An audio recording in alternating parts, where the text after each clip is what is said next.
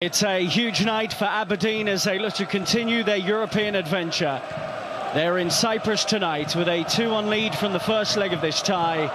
In the Europa League third qualifying round, they take on Apollon-Limassol. It's at this stage of the competition that Aberdeen have been knocked out at the last 3 attempts. But there is such optimism around Darren McInnes and his side currently, and with good reason. The club are flying through season ticket sales. New signings like Gary Mackay-Steven and Ryan Christie have enjoyed great starts to their Aberdeen careers. Christie especially has been mesmerising in midfield since joining on loan. He was crucial in the big away win at Žiropki Brieg in the last round, creating 2 goals. Can he have a big impact tonight? Aberdeen are on the brink of beginning their domestic campaign, but all the focus is on continental matters now at the Ike Arena as they aim to reach the Europa League playoff round and eventually the group stage. But there should be quite an atmosphere tonight. Full match commentary on the way with me, Rob Dady. Alongside me is Michael Stewart. Michael, we've seen professional displays in Europe so far from Aberdeen, and they're going to need another one tonight despite that lead. Yeah, I don't think there's any question. You know, it's a hostile environment in Cyprus here, and they're going to need to have their wits about them. But very much like the last round against Žiropki Brieg, I'm confident that Aberdeen have got that mentality about them, and that they're in a very good position with that 2-1 lead from the first leg. The Aberdeen side more than capable of seeing this through and getting to the next round, which they've failed to do in the last few years. Wonderful travelling support as well for Aberdeen, but it is a sellout. And something that the Apollon-Limassol head coach Fronis Avgusti suspended tonight from the touchline. He said that the crowd at Pittodrie in the first leg was a massive factor. It overwhelmed his side to an extent in that 2-1 defeat. Well, when Pittodrie is full, it can be a great positive for the home side, and perhaps the Cypriots hadn't expected such a lively crowd and thought that this leg here would have been the one that the crowd would have played a part in. As I said before, I'm sure that this Aberdeen side have got a real good mentality about them, that they're going to be able to thrive on this and not have a problem and not use it as a negative. They'll use this as a positive. They'll thrive, they'll use it to drive them on. And you see that support there, travelled all the way over from Scotland. They'll be confident as well that this side can do what's needing to be done. It was something they were warned about ahead of the game in Bosnia and Herzegovina against Žiropki Brieg. They said they were going to be walking into a cauldron. It didn't affect them that night.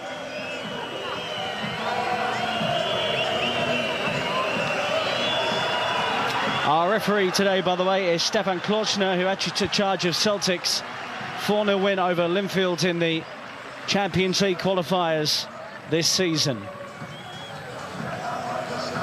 And the captain's armband is the man who got the winning goal last week. An absolute cracker from Graham Shinney in that one, Michael. Yeah, it was a wonderful goal, wasn't it? Sets this second leg up really well, and he has become a real driving force for the Aberdeen side, the captain, Graham Shinney. He sets the tempo for the side from the middle of the park, and I would imagine that it's going to be very much the same in this game here. Putting tackles in, closing the opposition down, driving the team forward. He's a huge player for Aberdeen.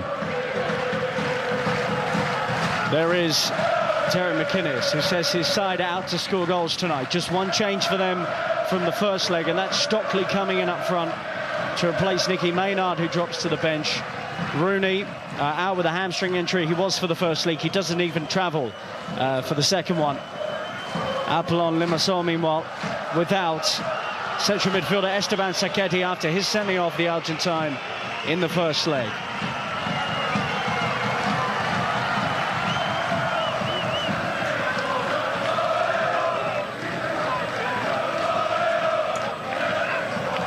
And stepping in on the touchline tonight is Periklis Papapanigis, due to the head coach serving that touchline ban for over-celebrating a goal in the first leg. Avgusti watching from the stands.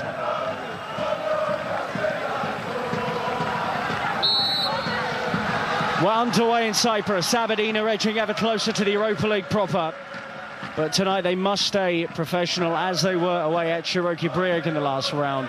2-1 is the aggregate lead against one of the top sides in this country. I'm Rob Daly, alongside me Michael Stewart. Michael, a huge 90 minutes on the way for Aberdeen here. Undoubtedly. Derek McInnes has made a big point of looking to progress further than they have in the last couple of years in Europe. A lot of emphasis on this competition. It's a massive night.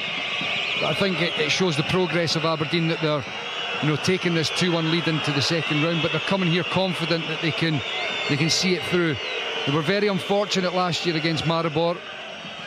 I thought they'd done enough that game as well to progress, but big moments in the game went against them, and they're going to have to, as we said earlier, have their wits about them in this game, but confident that they've got that mentality that will see them through. It's probably, as Christie commits the challenge here on Jander, the problematic left-back.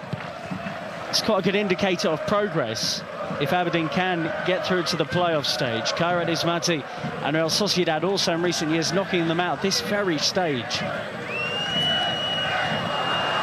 Here's Jander. Now, he likes to get forward and even central from left-back. Scored in the first leg. This hits the effort, but early signs of his menace. Yeah, well, I think you saw it in the first leg as well. He was a real attacking threat from the left-hand side, causing a lot of problems for Aberdeen, and you see there again, typical modern-day full-back Jander. He likes to get forward. As long as he stays on his right foot and has shots like that, then we'll be quite happy.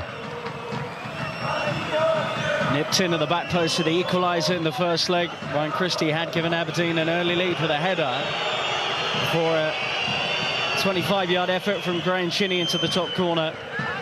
Won the game against Apollon-Limassol, who were down to 10 men at that stage, up to the sending off of Saketi. Foul on Stewart.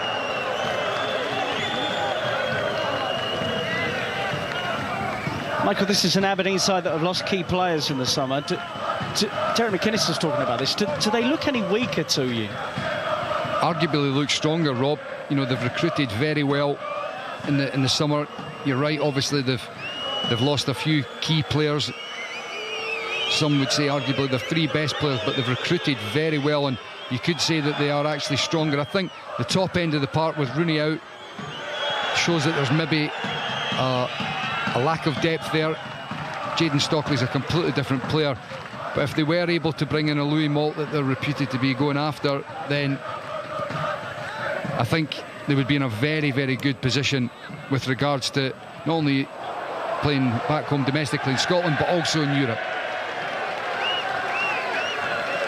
Jander just running this one out of play. Really bounced up on the surface there. Wasn't easy to deal with for Mark Reynolds.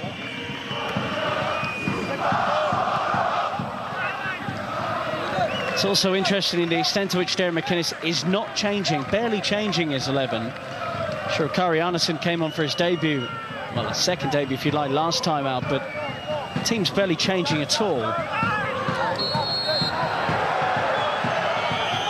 This is the man in, Stockley, and that's part of his job, really getting stuck in those situations.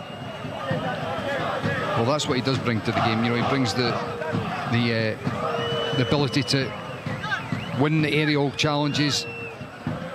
It's a poor challenge there from Jander. It was a little bit naive and silly. He was never going to win the ball, and it was cute play from Stockley. He recognised the challenge was coming in, and to get the free kick is a good opportunity now to get the ball into the box. Swept across by Logan. Players still forward here for Aberdeen. Goalkeeper Bruno Valla comes and claims the captain for Apollon-Limassol.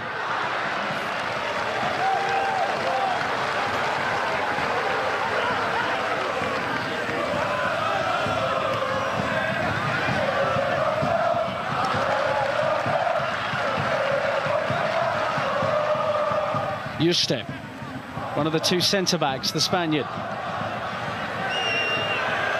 Surface is quick, we've seen a lot of that. We knew the temperature was going to be pretty warm this evening, but we've seen it skid up off the surface a couple of times now.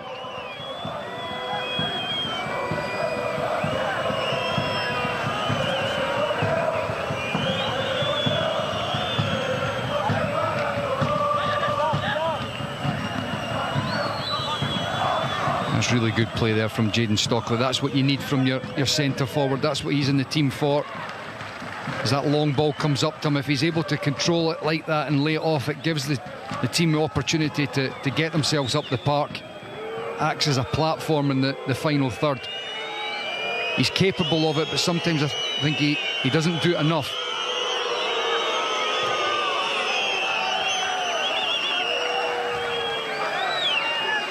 Came on in the first leg, Jayden Stockley, 5 league goals last season. Only made 8 league starts, in fact, for Aberdeen. In by Logan. Flicked on by Stockley, really good aerial work. Met at the back post by Considine.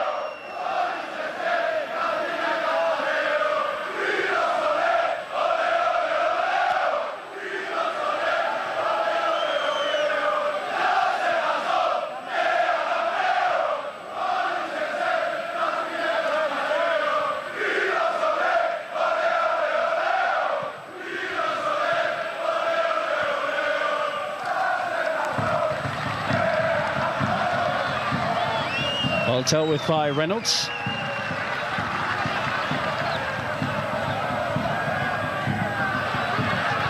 Well, they scored from this kind of area in the first leg. Down that right-hand side. Apollon. Comfortable this one for Joe Lewis. It was comfortable, Rob, but when the ball gets played back there to Pedro and he's thrown the ball into the box, the defence have got to push out. He sees that ball comes back. The defence doesn't really shift out too much. It's a poor cross in the end and Joe Lewis can easily collect it. But you want to push out and create as much space between yourself and the goalkeeper so he can command that area. If the gap's still too tight, then it gives a problem for the goalkeeper at times. Great running from Shinnie, who after his spectacular effort last week thought he could repeat the trick. A lovely work from the centre of the park from the captain.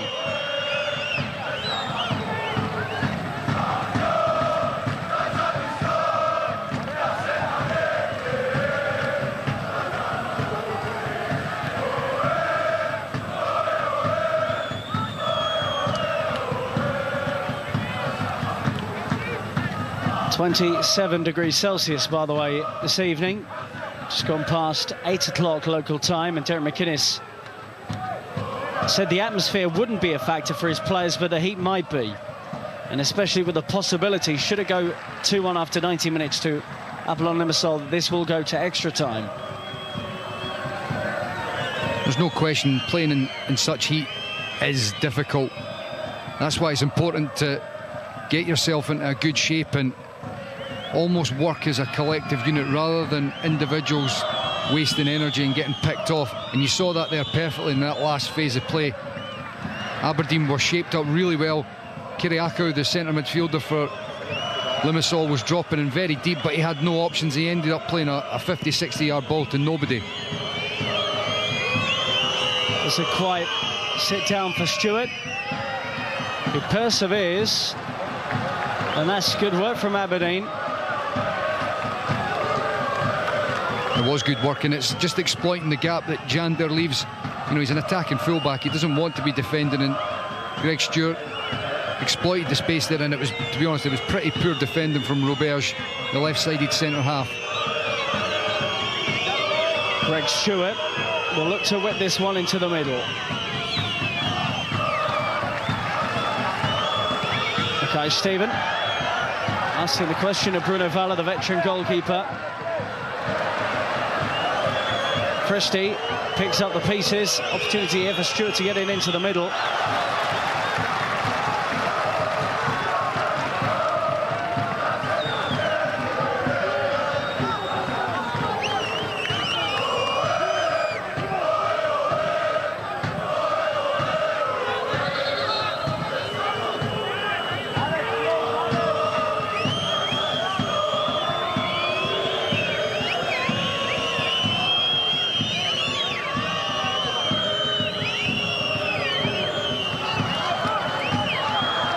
Be a free kick.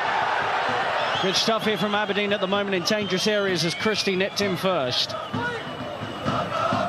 It just shows a good level of concentration from Aberdeen players. I mean, it's clearly a free kick, but it's a good level of concentration, that they're quick to the second balls, and it shows you that they're fit. You know, I think that was the big thing that took from the last round away from home against Cherokee. They were very fit, sharp, and that indicates that just right there with Ryan Christie nicking in and getting the free kick.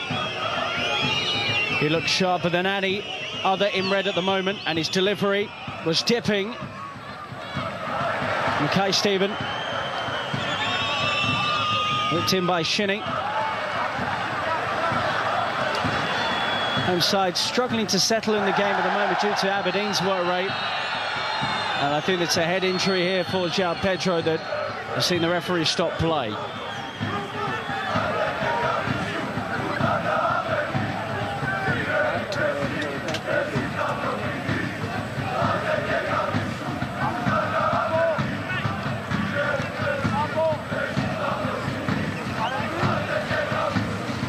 If we're getting a drop ball here, Michael, he just seemed to be trying to explain something to Valentin Roberge, one of the centre-backs.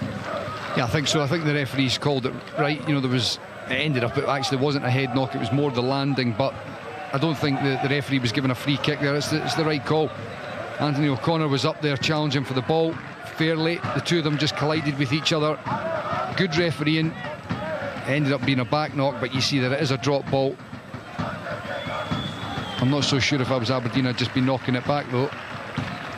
Yeah, McLean goes back to the goalkeeper, and João Pedro, who can play on the right wing, formerly of Braga, one of a couple of players in the squad with links to the big Portuguese club. Permanent signing last summer.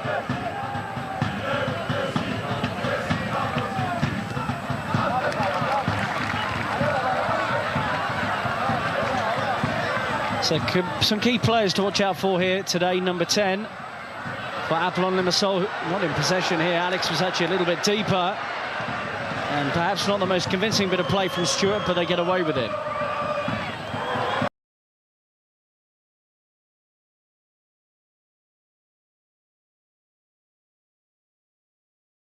He held up really well, and it allowed the team to get up.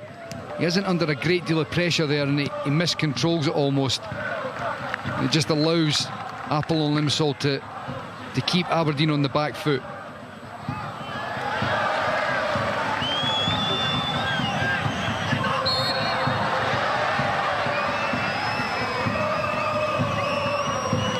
Jakalic, one of two changes into the Limassol side. Not too much contact there, but the referee has given the free kick.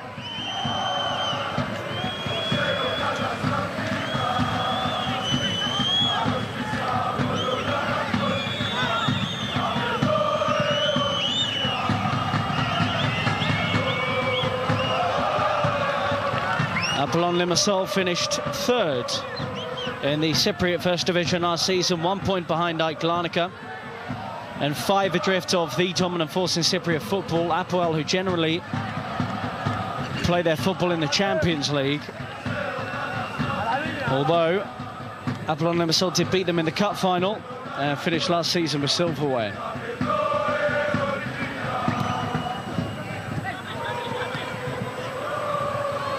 Jander. Forward again, Jander. Oh, it's not even a left back, the position he pops up in. Aberdeen move it away. And you see on occasions there that Greg Stewart's almost becoming a right back at times, tracking Jander back. Aberdeen have got to try and look, I think, to exploit that gap that Jander leaves. You know, if Greg Stewart's going to go back and track him, they've got to look to try and release somebody into the gap behind the left back and down the side of Roberge, the left-sided centre-half. That's the avenue and the route for Aberdeen to counter. The only problem is if Greg Stewart's back very deep, you need to try and perhaps get the ball into Ryan Christie and get others to spring into that hole. Stockley wins the free kick this time.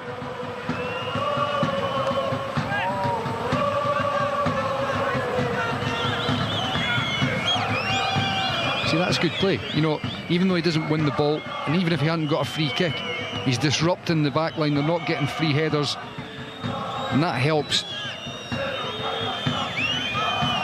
McLean.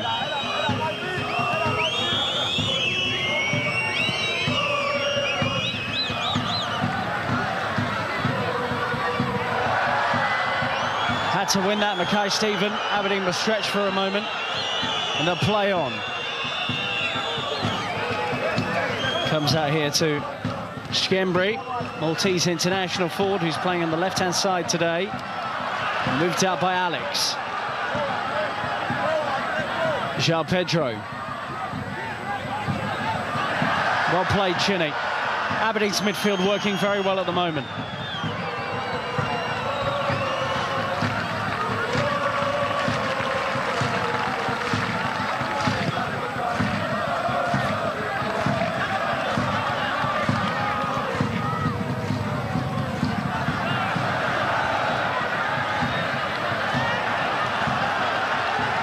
A little bit loose here. Alex, top scorer last season with 12 league goals. Jander, well, he's the problem, isn't he, at the moment? Oh, and real whip on the delivery. Still alive here for Apollon-Limassol, and they have scored. No surprise that it comes down the left-hand side. And Aberdeen technically trail now on the away goals rule. It's a very, very disappointing goal for Aberdeen to lose. No surprise that it comes from the left-hand side with Jander. One-on-one v Greg Stewart. It's not a position that you want your team to be in, with the winger facing the attacking full-back. And once he beats Greg Stewart, look at the acres of space that he's got, and he whips in a wonderful ball. It just doesn't get dealt with by the Aberdeen backline. And eventually, Chambry putting it into the back of the net. Difficult one for Aberdeen. Disappointing. Lots of bodies back there. Eventually you see Maglica cutting the ball back, and Mackay Stevens not able to keep it out. Puts Aberdeen in a position where they know what they need to do. They need to score now, and perhaps it's a better position. Rather than trying to defend the lead that they had, they know they need to go and score now. Ryan Christie brought down. Andre Skembri, formerly of Boa Vista, the Maltese international, who scored in both legs of their win over Zaria Balti of Moldova in the last round, has made the breakthrough. 2-2 on aggregate. Shinny. The ball's getting up off this surface anyway. It was always going to be difficult to make that tip. Why was the back four so narrow there, Michael? It was interesting to see Logan inside the penalty area. Yeah, well, they're obviously, you know, looking to make sure that they've got plenty of bodies inside the box, and they were hoping that Greg Stewart would be able to handle Jander one-on-one. But for me, it's not a position that you want to get into. You're right, Shea Logan was well inside the 18-yard box. He's got to try and help and double up, because you don't want Greg Stewart to be having to defend against Jander, and you don't want him to be in those areas where he's left 1v1, because they've paid the price for it. I'd even think about changing the formation for Aberdeen and think about trying to get Shinny or McLean in the middle of the park to almost act as a buffer and try and slide across and help out on that right-hand side. Well, they had a player sent off in the first leg. It's the first yellow of the second leg for Apollon-Limassol, and it is João Pedro who picks it up.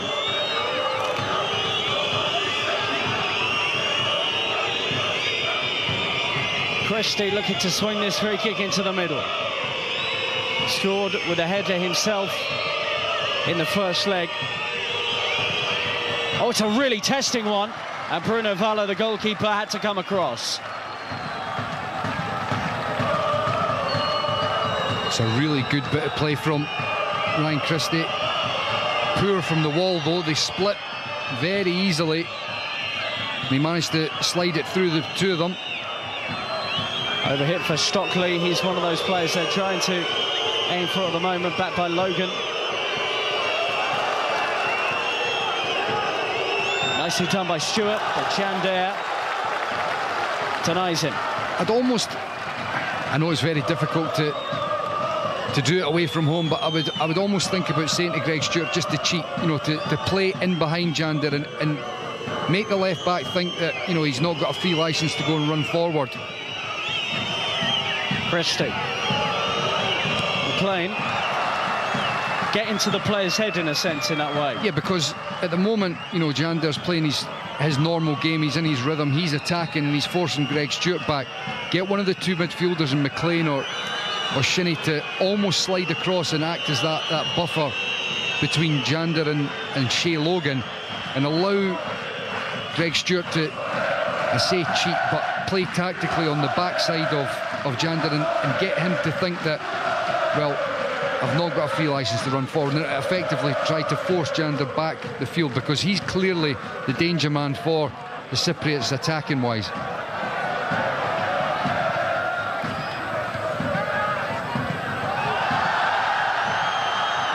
Shinnie, fairly won, says the referee Stefan Klausner.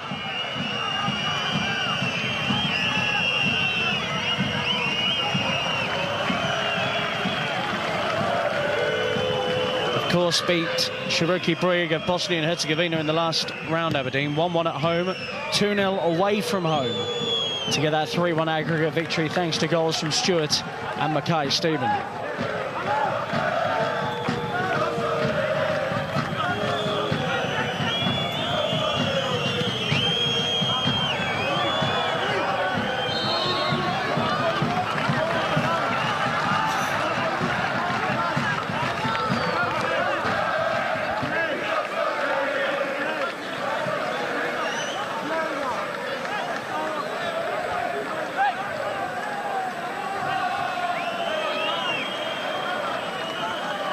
The disappointing thing is you see Maglica cutting the ball back here, Scembry sliding into the net. There's so many bodies back from Aberdeen.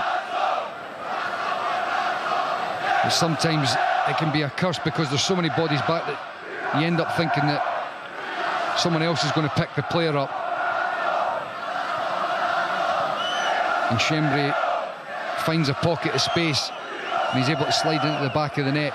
At the moment, the Cypriots have got the upper hand and they're controlling possession, and they're just pulling Aberdeen around a little bit. Kyriakou found a little bit of rhythm here, the home team. McLean.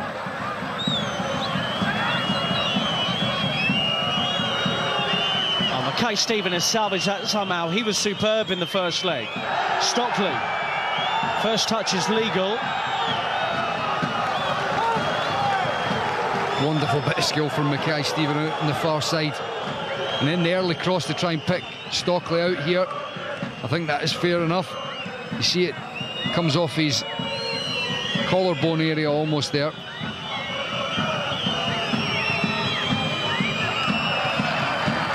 No way through this time for one of the new Aberdeen signings. Mackay Stephen, first half especially down the left, was whipping in plenty of crosses and finding time and space. They've actually made a change at right back for this game. Apollon Limassol, I wonder if they feel that João Pedro will deal with him better. Well, at the moment he's not had to do a great deal defensively.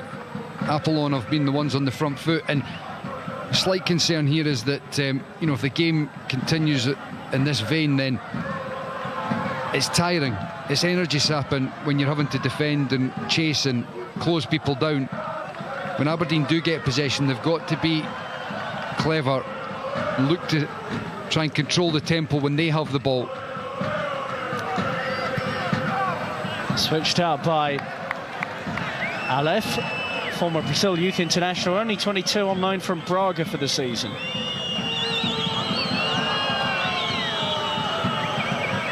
Mackay Stephen. It's wonderful touches from him again. Shame about the pass, Aleph reads it. His distribution hasn't been great, but he has been breaking up stuff in the middle.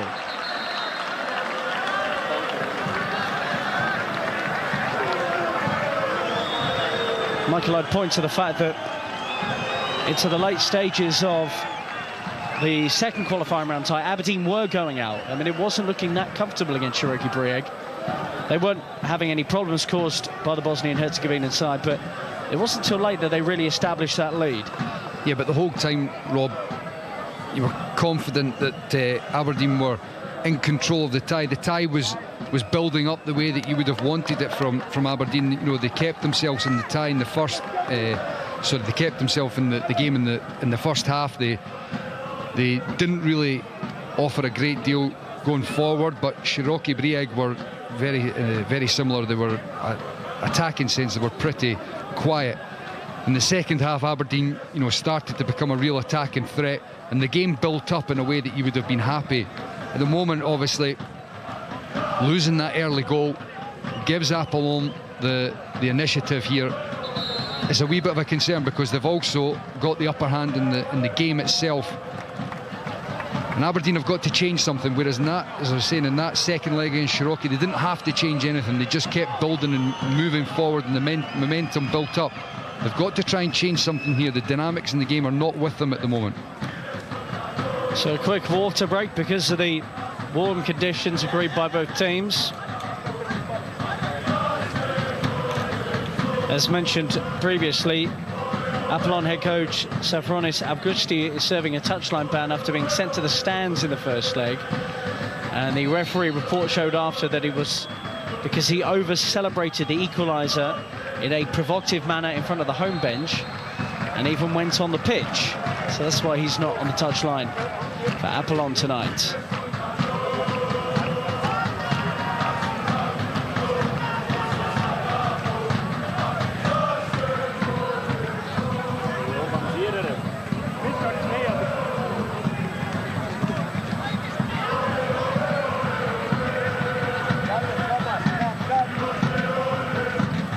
Moved out by Hector Juste, a new signing on a free transfer from Real Mallorca.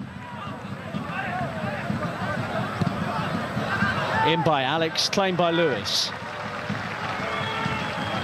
That's another example where, you know, Shea Logan's tucking in tight, doesn't want to get exposed because Skembre is almost going in next to Maglica in the centre of the park.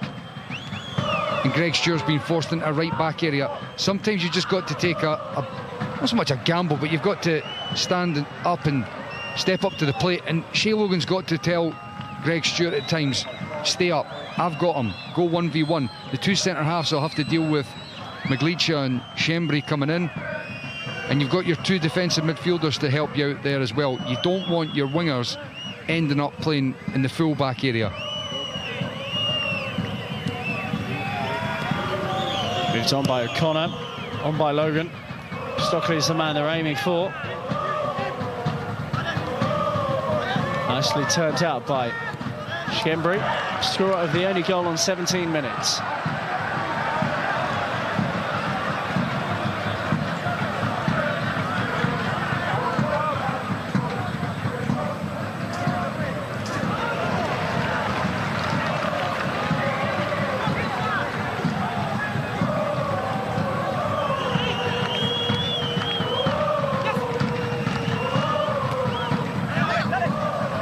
Away from Christie. Didn't quite get it into Stewart either.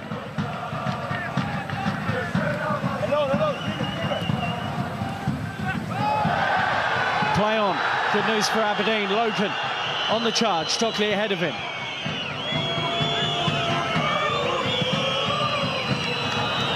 Finds the gap somehow. Shinny's in space on the edge of the area if he's required by Mackay Stephen. Feels that should have been a corner. Very difficult to tell whether the ball had actually gone out beforehand, but I think the referee's called that one fair. You see the replay of it. For me, Shea Logan got plenty of the ball, before the challenge. It was good play from Ryan Christie to recognise the space over on the left-hand side and play that switch of play. And the right idea from Mackay, Stephen, face the full-back up, go and take him on, try and get to the byline. Unfortunately, though, just a bit of a heavy touch and he was stretching for it at the end.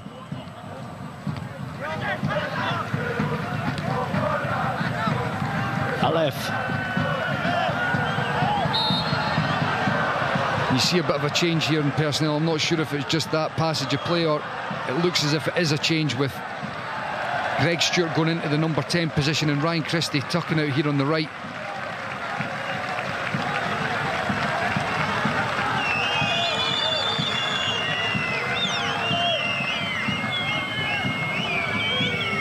Greg Stewart's not somebody that's got great legs, and he can easily play in that number 10 position. He's a cute, intelligent footballer. Free kick has been won.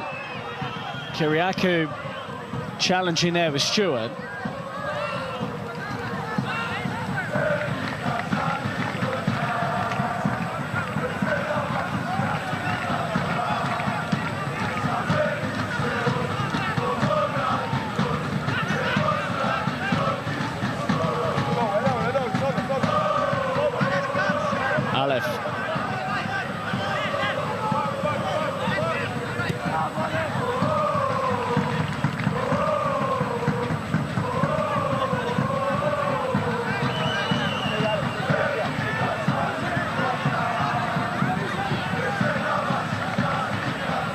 I really do think, though, that that's the important area of the park. That's the thing that is making the difference in this game. It's forcing Aberdeen back. Shea Logan has got to go 1v1 against Jander and allow the centre-halves to go 1v1 against Maglicia and Skembre. You've got to back yourself at this level. You've got to be able to compete 1v1 at times. And it doesn't have to be for the whole game, because if you just do it for 5-10 minutes and you change the momentum and the dynamics of it, it forces the opposition back. At the moment, Aberdeen are conceding the territory and allowing the Cypriots to get into Aberdeen's half too easily. It's back in here with Valentin Roberge.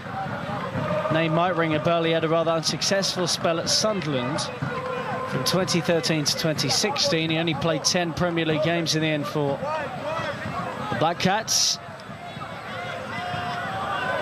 Jander looking to get forward. Even he, with his pace, can't keep that one in. You've got to credit Apollon because it's clever play. Skembri's not playing like an out-and-out winger. He's playing as an inside left almost, and it's forcing Shea Logan to tuck in there. But there's got to be a communication between the defenders, Anthony O'Connor, Shea Logan, pass the players on, and it just means then it allows Aberdeen to get further up the park.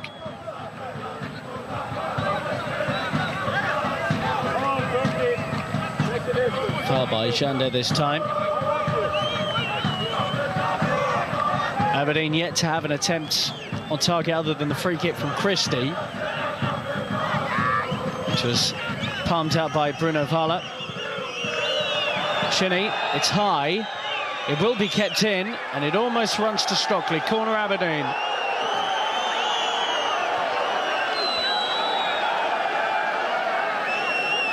Just changing the angle there. Graham Shinnie eventually playing the ball in behind. It's actually a more difficult angle to play it there from the middle of the park, but it's worked out for Aberdeen, and got to concentrate here because, as you've just said there, the chances have been few and far between for Aberdeen. Stewart. Away by Aleph. Christie doesn't bring it under control, and here come Apollon. João Pedro. Players ahead of him. Laid off nicely by Jakalic. Skembre can't keep that in.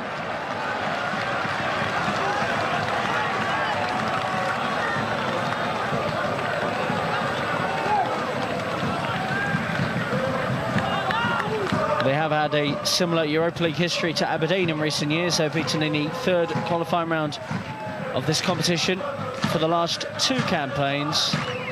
Most recently by Grasshopper of Switzerland, 5-1 on aggregate last season. One of those teams will break that disappointing run tonight. Taken quickly by Shinnie. Christie. Crowd getting on the back of the referee as Aleph picks up a booking. That's good refereeing because, you know, persistent fouling is a bookable offence, and Aleph in the middle of the park in particular, who's picked up here, he's had a number of, you know, fouls. That quite clearly is a free kick for Aberdeen, and it's good refereeing because it just means that the Apollon players recognise they can't go around just making these innocuous fouls at times in the middle of the park. And I think back to the second leg of Cherokee Brieg, that first half, Michael, we were watching that together. And Aberdeen's players were getting kicked about the place and no bookings at all. It will be Christie swinging this in. That was a good ball as well. Unable to direct their header on target.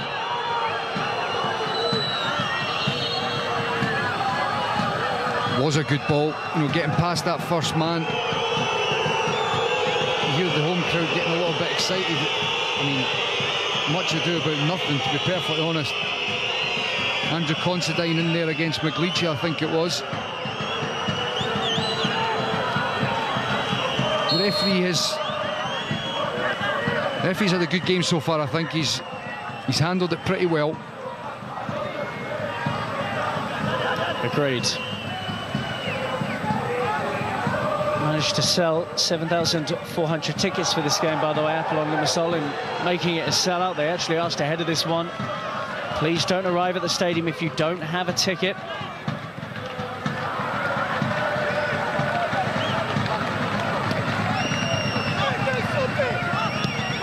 Back by Jander.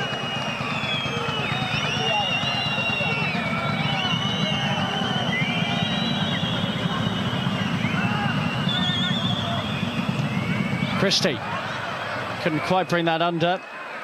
Shinnie.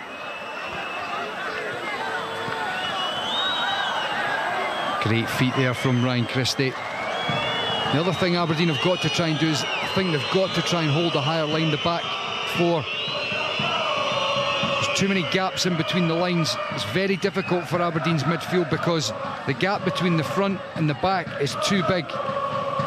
It's very difficult, especially when you're playing in such heat, to try and do that. But if they are able to move the line forward 10-15 yards, it just makes it a lot easier for the rest of the team.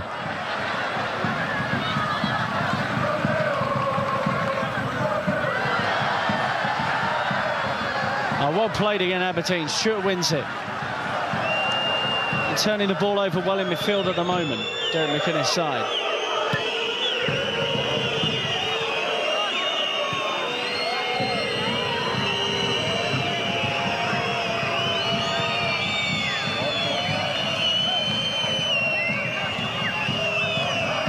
Shinnie.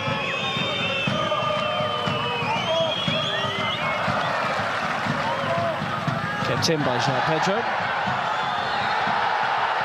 think the referee got that right again. No foul on the first one, foul on the second one.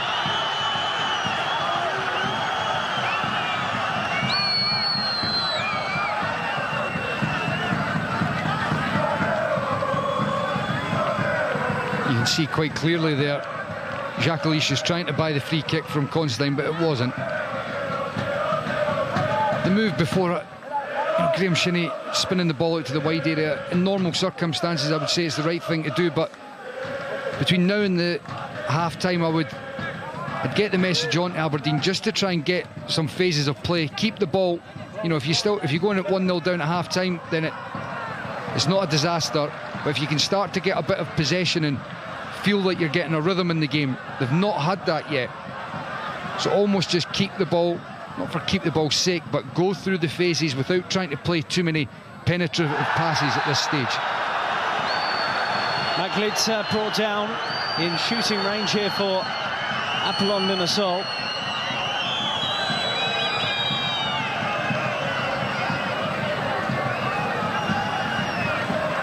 Anthony O'Connor, the player across this time.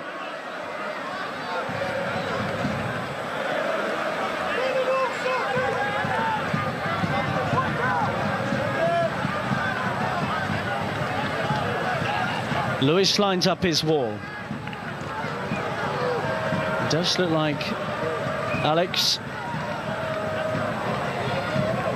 does have a very good shot from distance. The attacking midfield player, formerly played his football in Belgium and then in Ukraine with Metallurg Donetsk before arriving here a couple of years ago. He's one of the candidates over the free kick.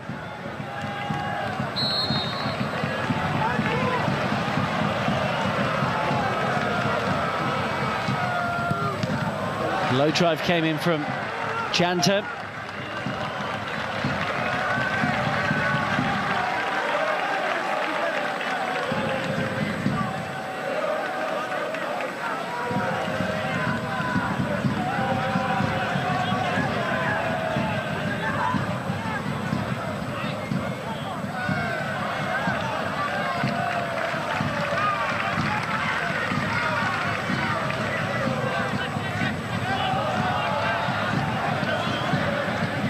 In by Aleph, away by Shea Logan.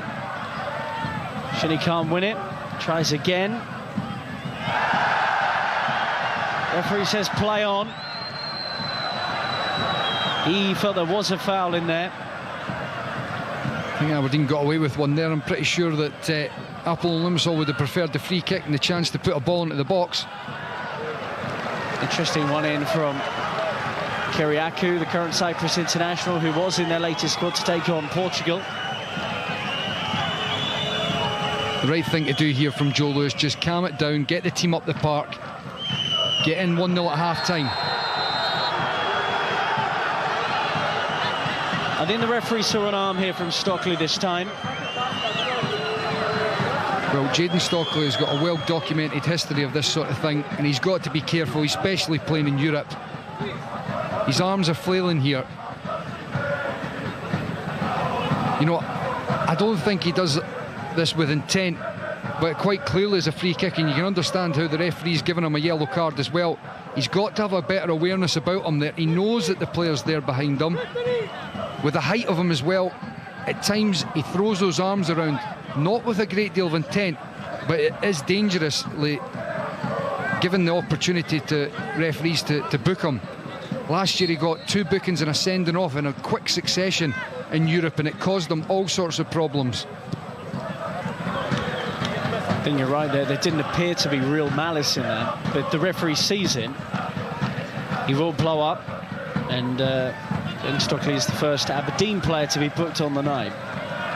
2 cautions so far for the hosts, as Considine can't clear that. We're approaching half-time. We did have that drinks break as well, so an extended section of additional time at the end of the first half to come, but no real injuries so far.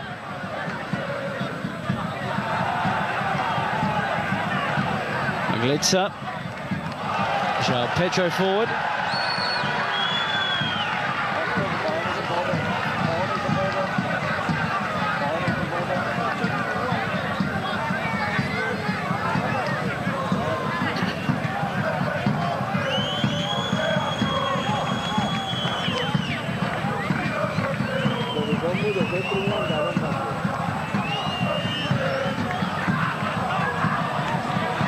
Aleph is the player who keeps breaking out from midfield to mark Stockley for the direct ball up to him.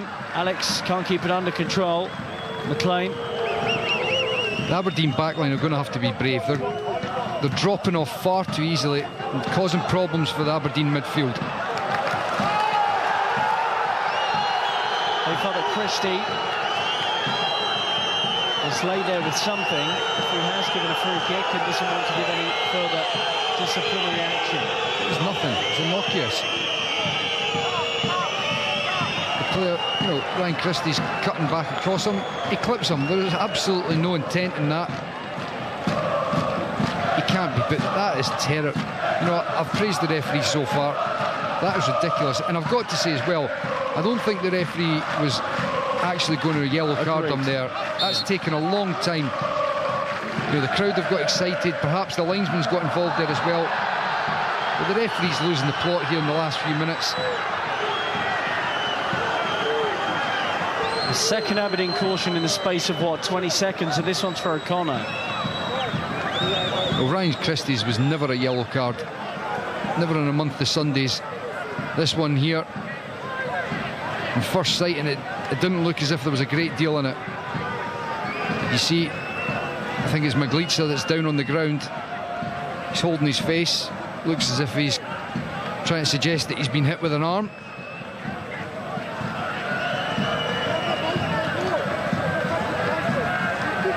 Aberdeen have just got to keep their concentration here. Disappointing to pick up a number of yellow cards in quick succession, but keep the concentration, keep it going until half-time.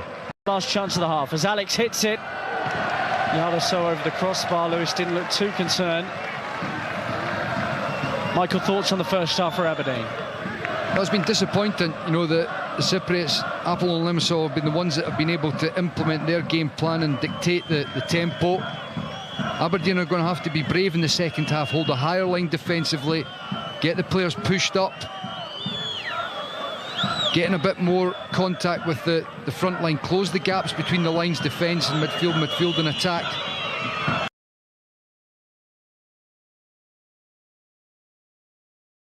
With the back line being pushed up for me. A chance for Terry McInnes to work.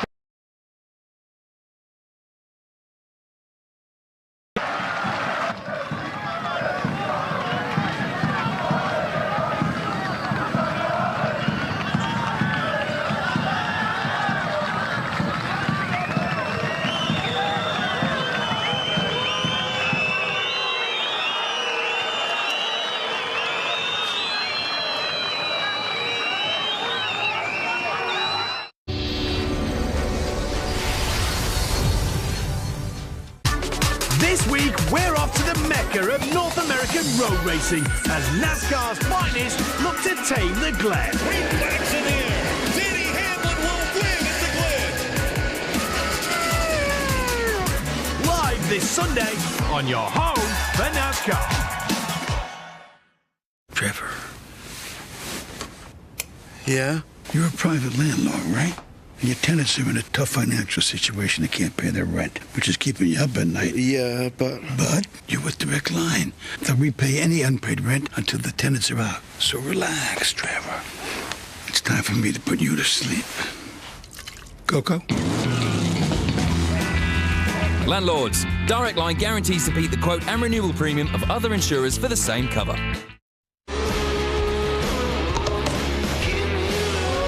Release the beast. Dare to go double with new Magnum Double Coconut. With strawberries, cakes and mousses, so many possible uses. Elmi tastes sweet, a welcome treat on a pudding that's made for two. Join us for a short summer break at Butlins by the Sea. For our best deals, book your break at butlins.com today. There's a full schedule of live games this week for round 22 of the Telstra Premiership, with all 8 NRL teams in action. Intercepts. Brilliant read. Winner goes 90 metres. Down to Vunivalu.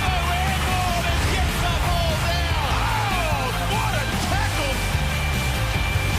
They go for the line. He's there. He's there, Brenner. Dave Taylor. Yeah, all right away. Right, scores the Raiders opponents. To go. Back on the inside with Mitchell. Now with a ball play to Taylor. And he's over. Survive. Piece of play here from the Penrith Panthers on this right-hand edge. The NRL on your number 1 channel for Rugby League.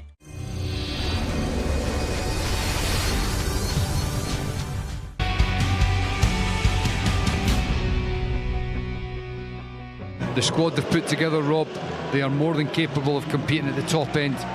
And you look at a number of these players that are coming out here, they've been there for a season or so, they've got an atmosphere in the club that they want to stay, and they've brought in good quality to complement them as well.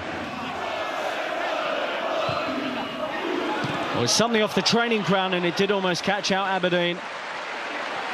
Not the cleanest of connections, but it is a let-off for the visitors.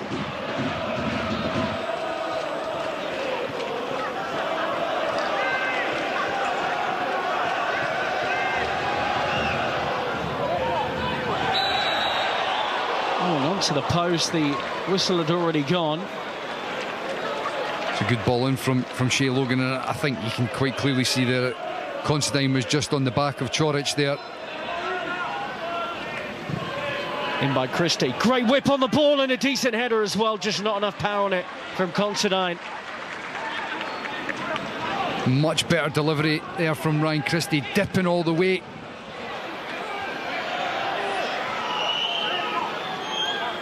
Stotley. Christie nipped away from his man. Good play. Oh, the drive, and it's followed up, but put wide by Stewart. I thought he was going to steer it in, but there was a late challenge on him which denies him the first goal of the night. Throwing forward a few more players here. Stockley's in the middle.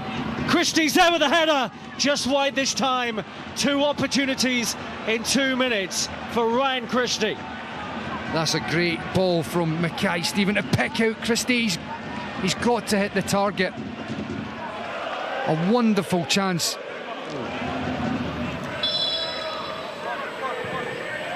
In by Logan. Oh, it's another header that just goes wide. You can hear an eerie silence every time it goes near the goal. This time, Andrew Considine's the man in the middle to meet it. That was bizarre. Well, the turn's worked out, and Minalo is skipping away from players in red shirts. Oh, and it's a brilliant save from Lewis. Kristanovic with a spectacular attempt, and it could be a vital moment in this game. It's probably the best move from Shiroki. Great ball to the back post from Minalo, and Kristanovic with a really good effort there on goal. Joe Lewis did well to react quickly and get the ball over the bar. It's probably the best attack from Shiroki Brieg.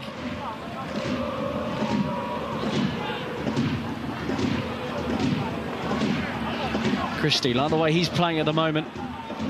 Oh, it's a wonderful little pass, and a real opportunity which is taken.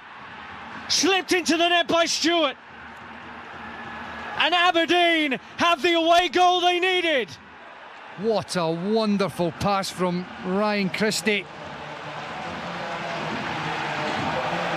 A fantastic slide rule ball, and this time Greg Stewart on his right foot shows the composure to find the corner of the net and leave Billobrek in goal no chance. Look at that ball, fantastic.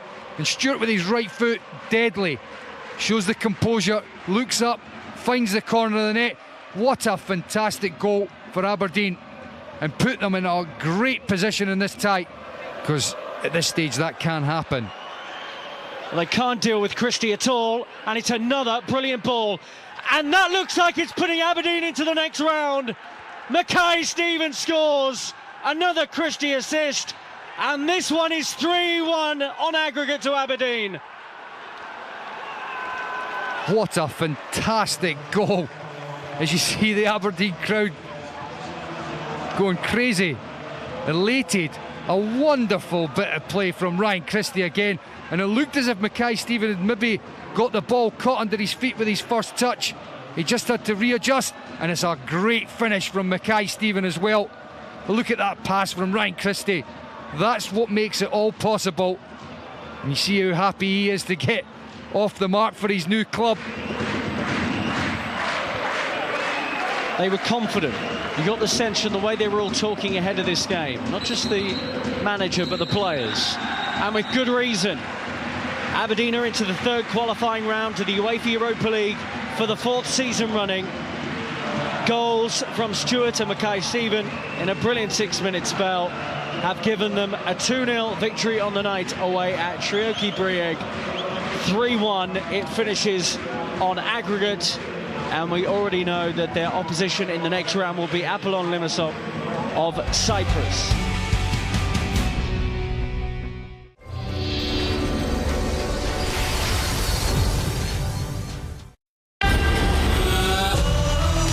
You don't know me. You've never seen me play. You don't know my name. You don't even know how to pronounce my name. I'm not a big star. They think I'm a nobody, but nobody trains harder. Nobody wants it more. Nobody will surprise you. Nobody's tougher. Nobody. And come this October, who you don't know can hurt you.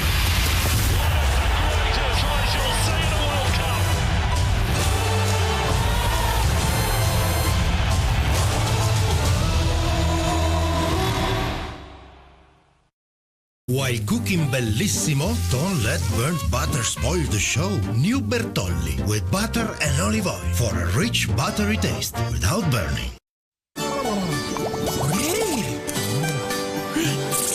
Wondering at the colors in my mind.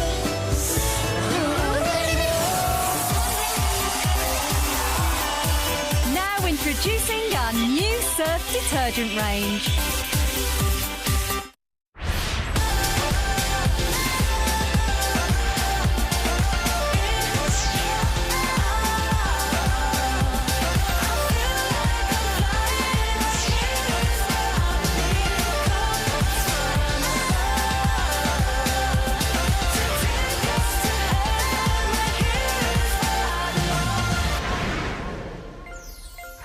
Buy any two VO5 styling products for £6 at Superdrug. An ordinary jar of Vaseline jelly. It's something we don't think about much, except when we've got chapped lips or dry skin. But for people living in areas of crisis, simple skin complaints can turn into serious issues. So we created the Vaseline Healing Project, a partnership with Direct Relief, to help millions in need heal their skin, so they can go back to work or school. Now at Boots, Vaseline Spray Moisturisers are only £3.50.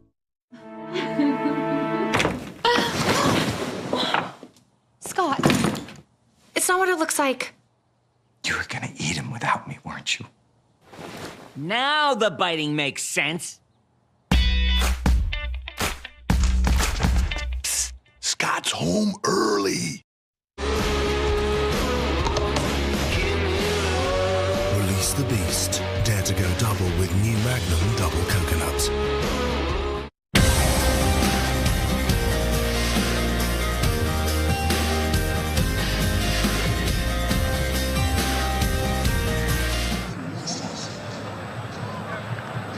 Welcome back to the Ike Arena. At half-time, it is Apollon-Limassol 1, Aberdeen 0, 2-2 on aggregate in this Europa League third qualifying round second leg tie.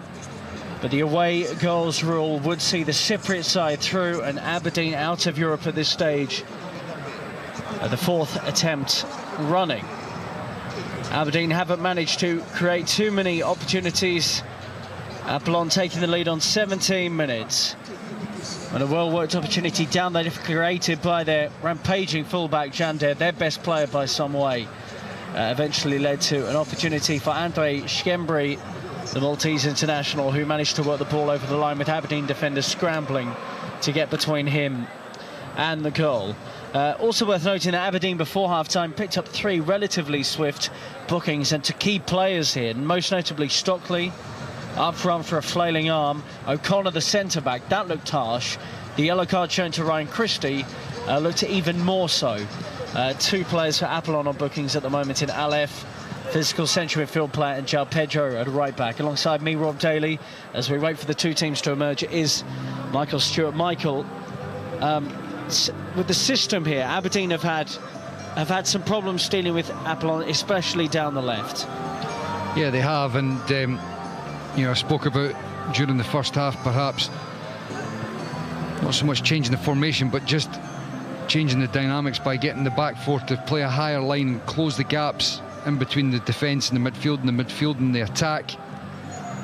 I'm just looking at, you know, during the half-time here at the bench that Aberdeen have got and the potential to try and change the formation to cope better and try and engage Jander higher up the park and force him back, and maybe going to a back 3 and getting Logan to play right wing back and pushing higher up could work.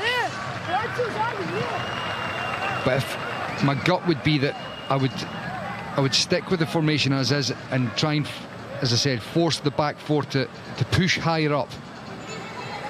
And it's amazing how not so much change the formation, but just forcing things and engaging things higher up the park can change the way the game's being played. And also Aberdeen have got to find a little bit of rhythm, got to get some passes in. At the start of the second half, that was what I would be saying. Try and get some passes in, try and find a little bit of a rhythm. Don't play too many forced balls. Almost try and condense a 90-minute game into this 45-minute half in respect of build up, build into the game. Once you start to get your rhythm after 10-15 minutes, then you can start to go in search of that goal. Aberdeen are very much in this tie. They score one goal and they're the team going through, so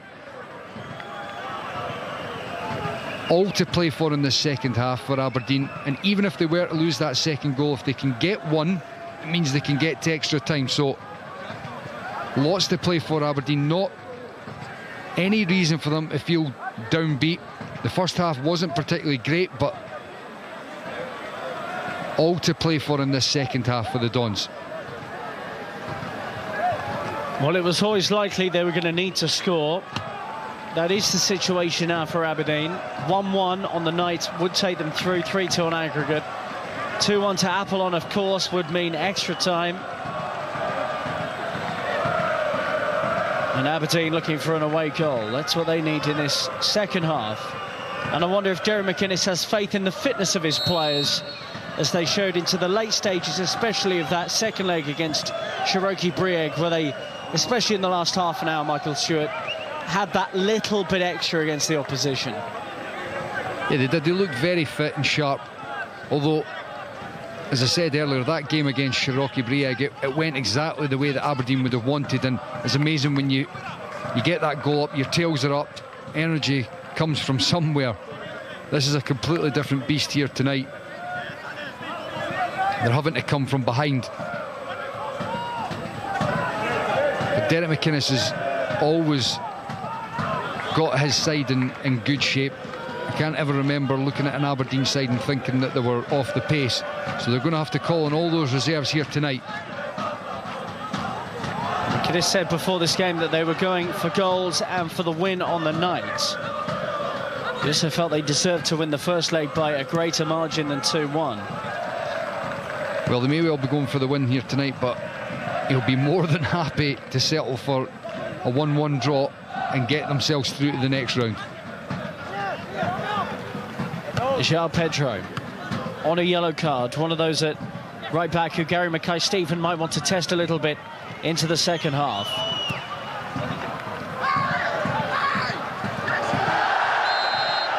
Foul on Maglitza. It looks like Stewart staying through the middle, something you pointed out, that switch in the first half, as he was in trouble down the road.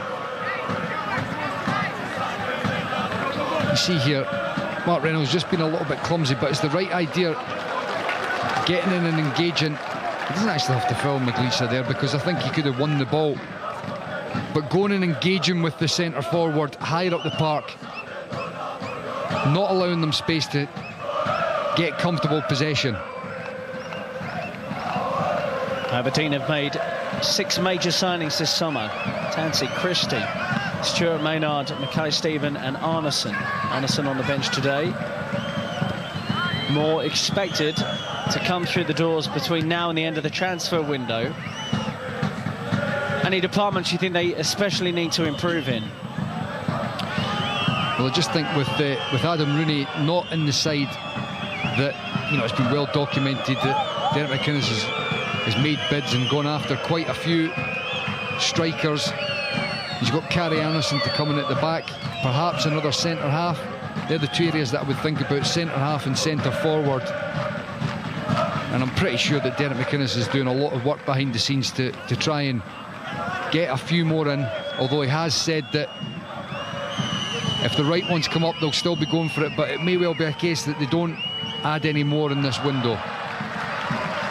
We saw that Sean Maloney might be on his way in, thought that he could take up a coaching role at Celtic. He's had his injury problems. He sort of scuppered what looked like a deal that was basically done and dusted after he left Hull. But McInnes was reluctant to really speak too much about Maloney, and it might appear that his playing days are over. It does appear that way. You know, a wonderful footballer, Sean, and he would have been a real asset to Aberdeen, and I think there's genuine disappointment on both sides that the deal hasn't been done. But they've recruited well in that final third as well. Players that can play in behind the main striker.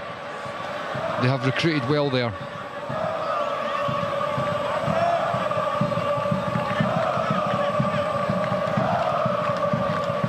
Jeremy McInnes says they're viewing this tie like a semi-final. That the playoff round would be, in essence, the final for them. Talking about the fact that Jayden Stockley got sent off against Maribor last season in what he thought was a harsh red card. Stockley on a yellow here and has to be careful. And that's what I was talking about during the first half. He picked up 2 yellow cards, if memory serves me correctly, against Maribor in quick succession. And again, I think it was more clumsiness that had led to that. And you know, he's got a reputation now. He's had a few incidents that have led to yellow cards and red cards for very similar incidents, and he's going to have to be careful here in the second half. Change on the way. It looks like the Spaniard Adrian Sardanero, who can play at right back, is being readied. Former Getafe player, actually played in the Europa League for the Spanish side. Flares on the pitch here. There were flares in the first half, and we've got a stoppage as the smoke comes right across the pitch.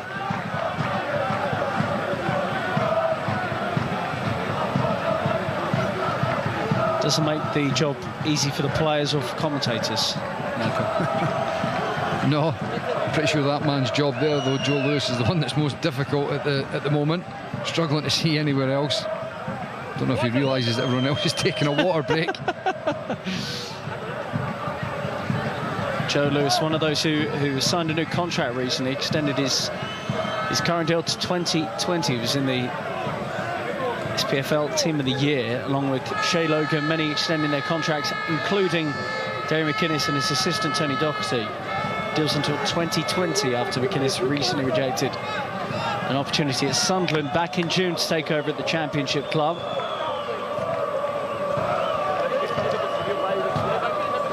And it's for nights like this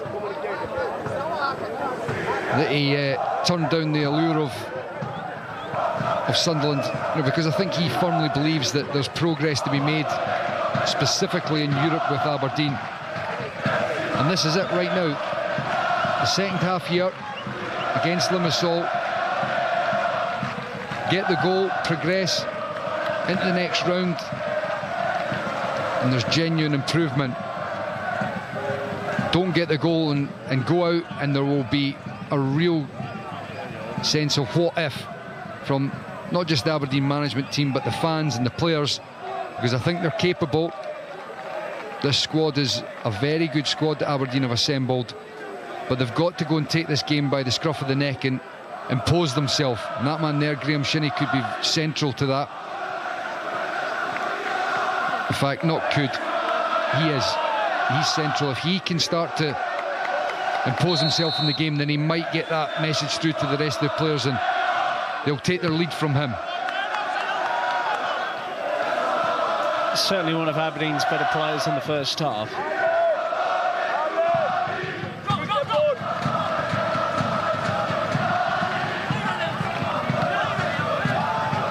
Aberdeen, of course, have a great affiliation with this competition in its former guise, the UEFA Cup.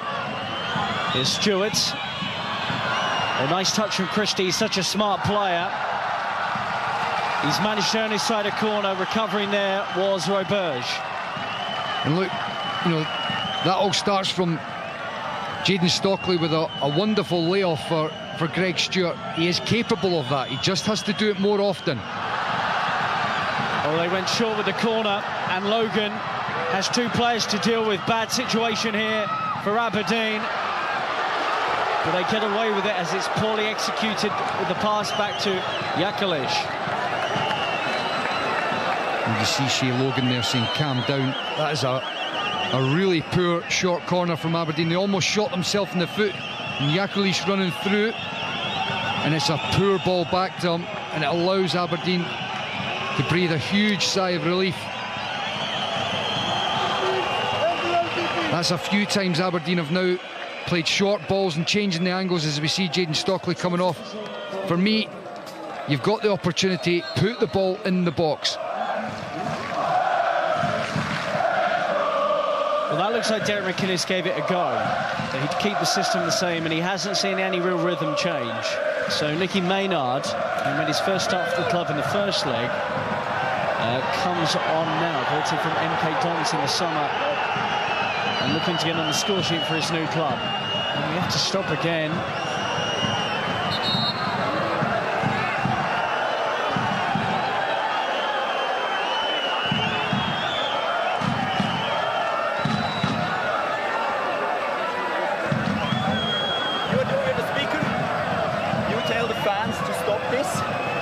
We will interrupt the match and go into the dressing room, and the second time we will abandon the match. Stop, otherwise we go inside. Can you say that? Well, that's pretty serious there from the referee. If everybody's heard that at home, he's basically saying that if it happens again, they will go into the change room, and if it happens a time after that, the game will be abandoned.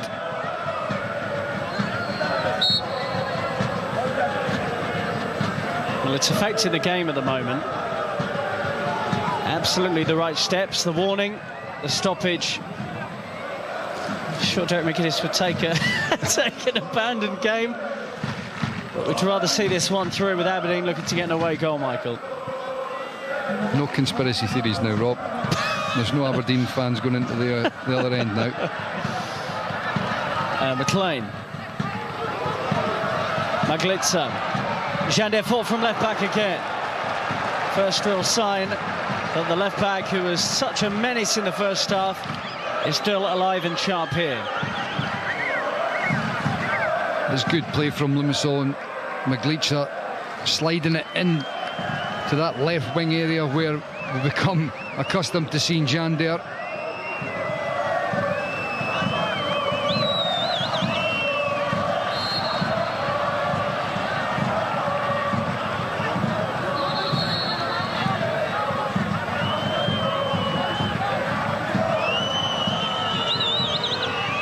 Christie, Stewart.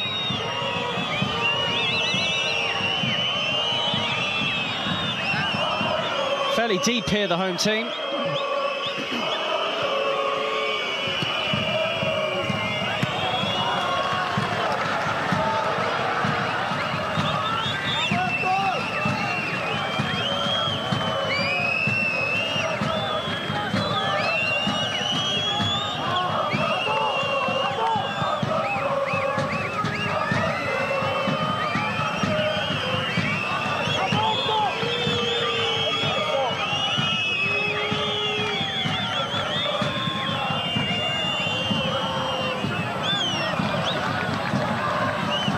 Picked up by Christie. Just slightly behind Stewart. Well held up by Maglitza, who is looking to get around the back of O'Connor. O'Connor has to be careful because he's one of those on a yellow card. Yeah, I know, but I mean, that's never been a free kick. And you see Maglitza, he's not even calling for it either. There's a misunderstanding between the two Apollon-Limassol players. But just before, you know, Aberdeen, they play a couple of passes along the back line and then they're forcing balls forward. They've never been able to find any sort of rhythm in this game. They need to just spend 5-10 minutes of, as I said before, going through the phases, starting to get the link play going. Don't try and play the penetrative force pass at the moment. You want to try and get a feel for the game first.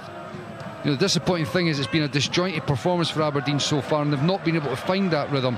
They need to start sometime. We're almost an hour in now, but they need to do it now, and then once you've got that rhythm, you can start to look for those passes.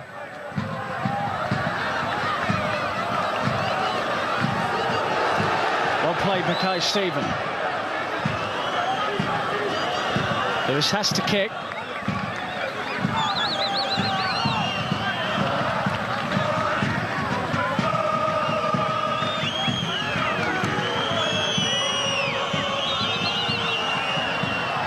Aleph easily able to take that away from McLean after the heavy touch.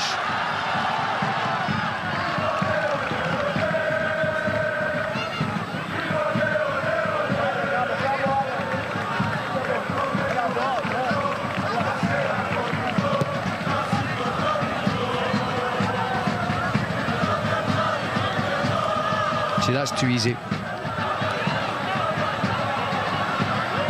Playing some nice stuff at the moment. Apollon-Limassol as they look for a second of the game.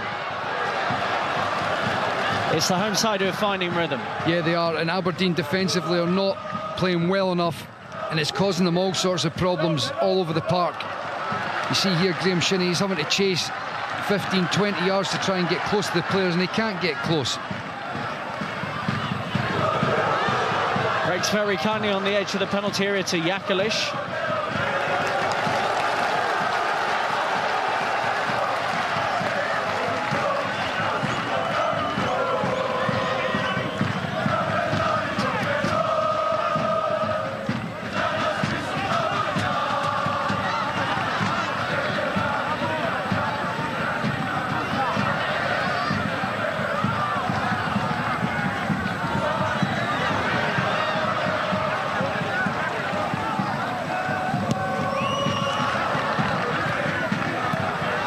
Oh, nice.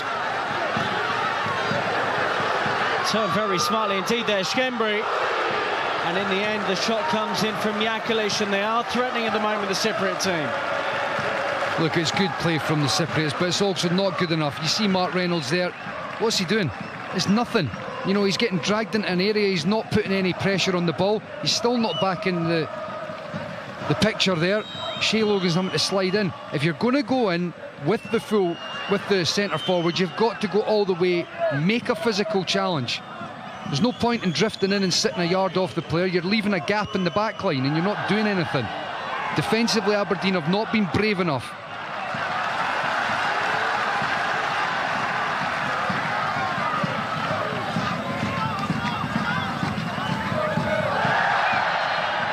Goes against Logan. Do you know what? That sort of thing should have been happening in the first half. He gives away the foul, yeah, but it's in the opposition's half. He's basically telling the players, you're not going to get an easy ride. But unfortunately, we're now an hour into the game. They've already got into their rhythm, they've hit their straps, they know what they're doing. You do that early in the game, it knocks them out. Maglitsa. Well turned over by Shinney. That's what he's done well today.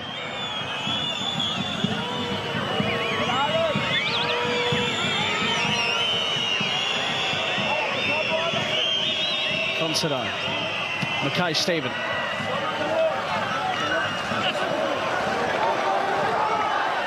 Go, says McInnes. Quick throw in from the manager, Stewart. Mackay Stephen.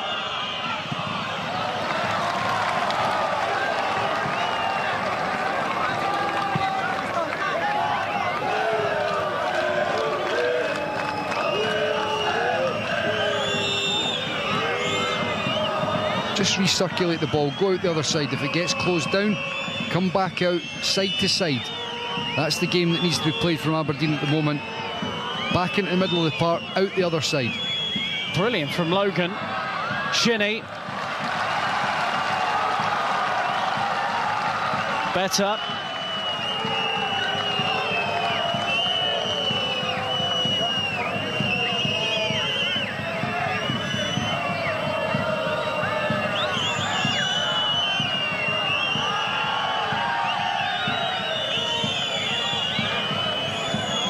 Back post from Logan. Considine down. Nicky Maynard turning. Oh, and couldn't quite feed it into Shinney.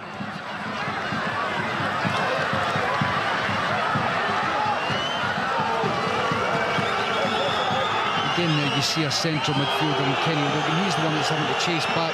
The two centre-halves from Aberdeen have got to do a lot better.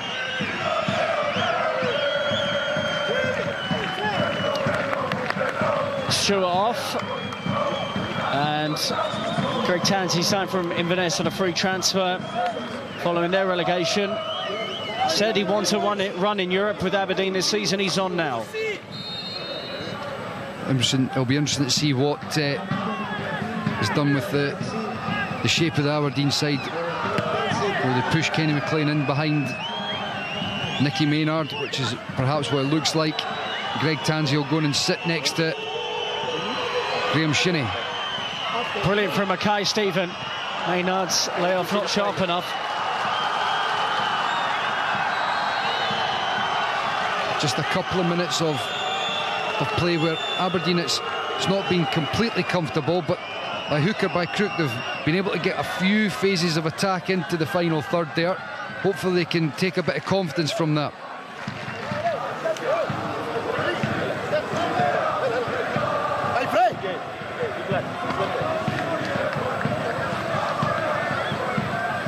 Change coming for Apollon.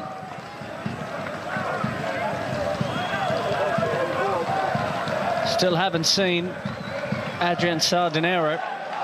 He's been warming up for some time. He does come on now, so he's going to come on for the goal scorer Skembri, who got the goal on 17 minutes.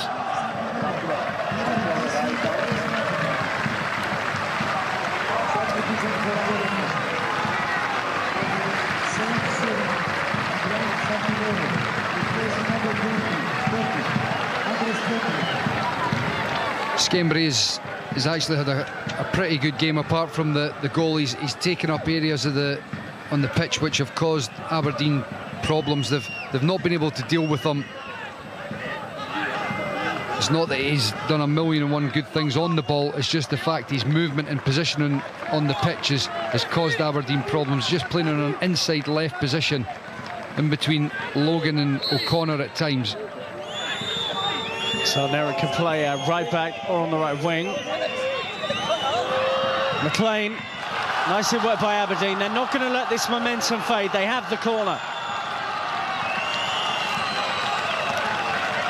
Greg Tansey's on the park now, and he's a wonderful set piece deliverer. Hopefully he just takes his time, puts a good one in here. Defenders forward. Just over the head of the man in the near the post, back in by Shinney. And Bruno Valla, who's barely put a foot wrong as the goalkeeper and captain today. Too much on his delivery out. But he caught that well.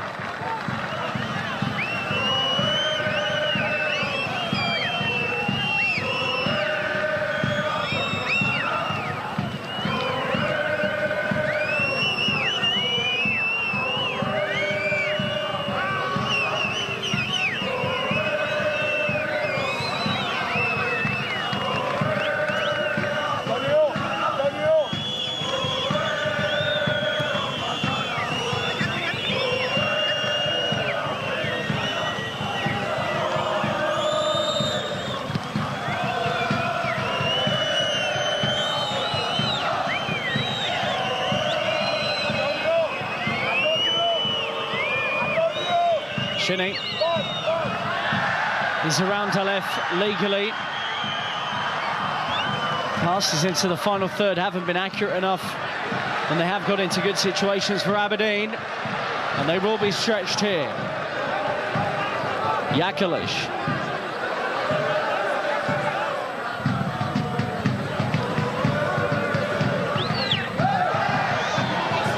Consider.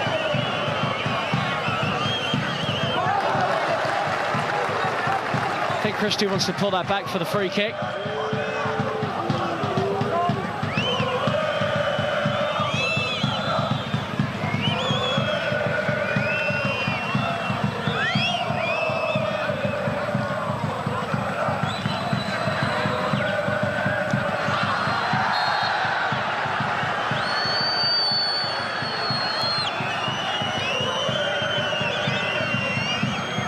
bet my bottom dollar that Maglica's up, running about in under 10 seconds. There's absolutely nothing wrong with him here.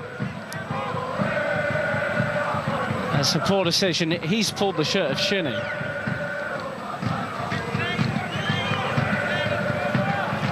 They're managing to ebb away these precious seconds at times. Apollon-Limassol.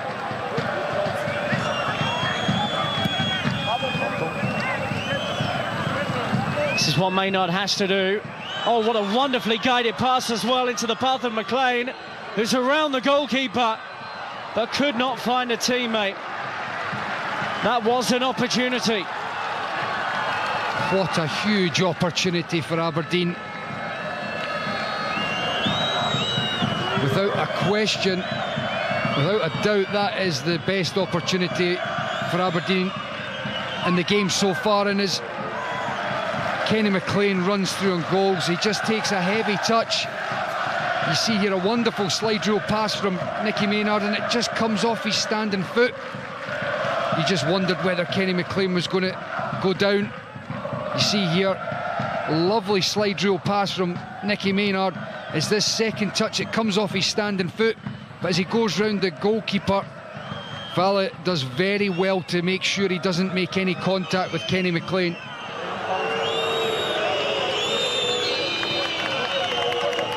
Well, that's a little bit of difference in style of play between Stockley and Maynard that we saw there in that moment, Michael.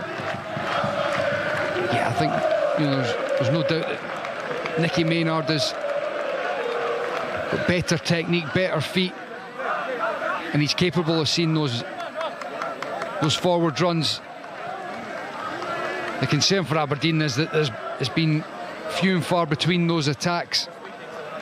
You know, I've spoken a lot about trying to find a rhythm. We're now in the last 20 minutes. Aberdeen have just got to try and get as much pressure into the final third. Balls into the box, bodies into the final third. Try and get some pressure from set plays or shots on goal. Because anything can happen once you get that ball into the box. Deflections, fouls, get a penalty.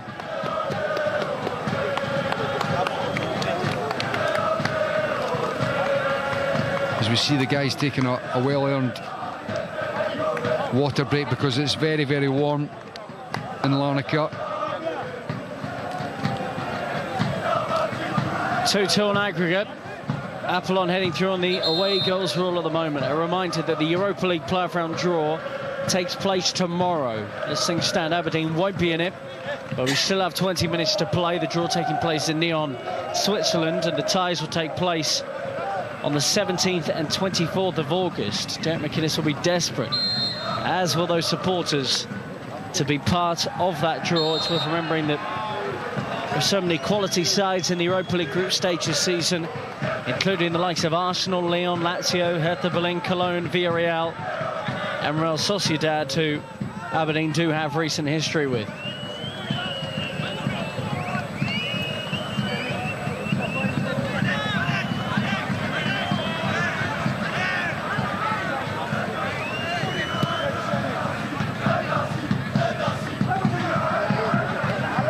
Again, the game's still too stretched for me. Aberdeen's backline have got to get up the park. It's difficult, it's tough. This is the European stage that they want to play at. They've got to force the game up the park. It starts at the back. It's too easy for them to sit off. They've got to go and help their midfielders and attackers and get in contact with them. Mackay Stephen. Aberdeen get the free kick. Good situation here.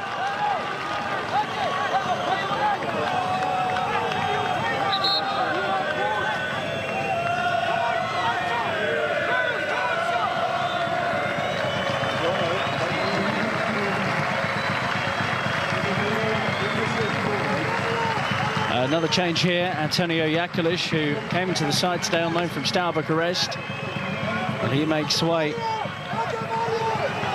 for Marios Stilianu, a midfielder and defender, Cypriot international. So it looks like they're reinforcing at the back. Tansey. Oh, and that looked like that was going to be flicked on.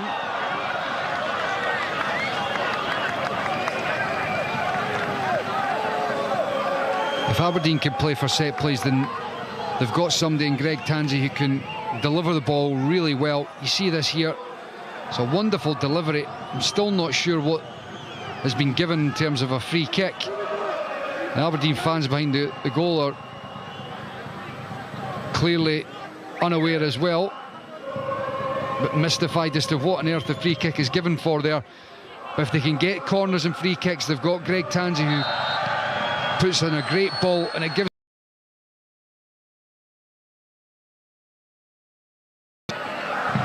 O'Connor with a foul on Maglitza.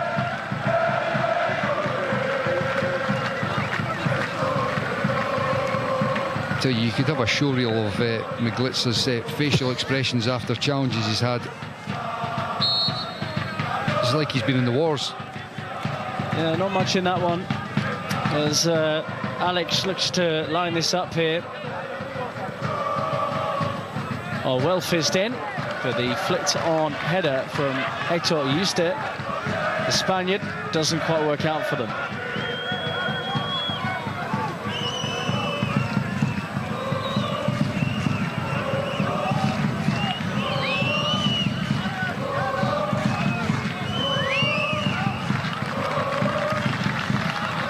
Ten seasons since Aberdeen reached the UEFA Cup, the Europa League proper, 07-08, round of 32 on that occasion. And they were eliminated in the eventual knockout stages of the UEFA Cup, as it was then.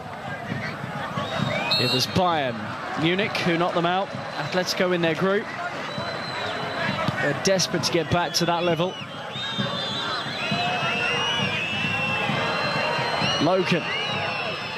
Good delivery, McLean's there. Garrett Mackay, Stephen! Couldn't quite work it over the line. Defender there in his way.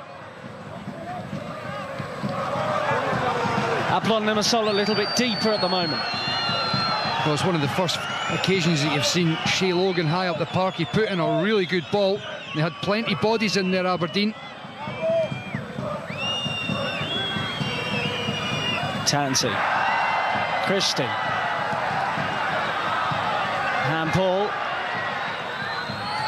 Bruno Valla eventually comes out, and Apollon-Limassol players are going down quite easily at the moment.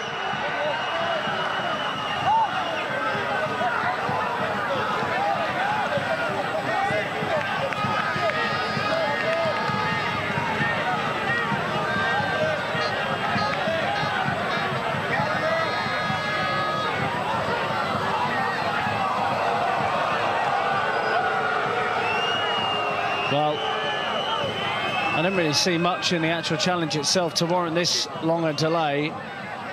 And the referee with the drinks break as well. He's got plenty of time to add on at the end of the 90. You didn't see much in it, Rob, because there wasn't much in it.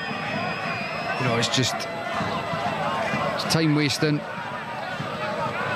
Bruno Valla has got nothing wrong with him. You saw in the close-up there, he quite comfortably was on the ball, and he had a wee look up after the incident. This is just trying to kill the momentum that Aberdeen have built up in the last few minutes. I think the physio team didn't even know where to treat him when they came over. And he's okay, surprisingly, so we go again.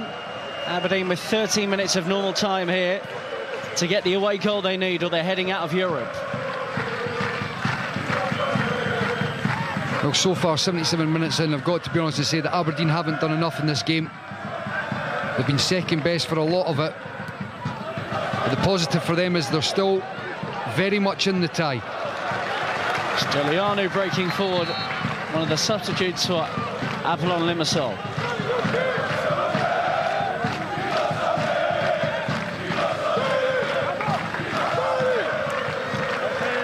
Accept yourself. So off comes Mark Reynolds. And the change sees Scott Wright come on. No surprise that one of the more attacking-minded players is on. They have to do it. They have to make the aggressive change here, Aberdeen.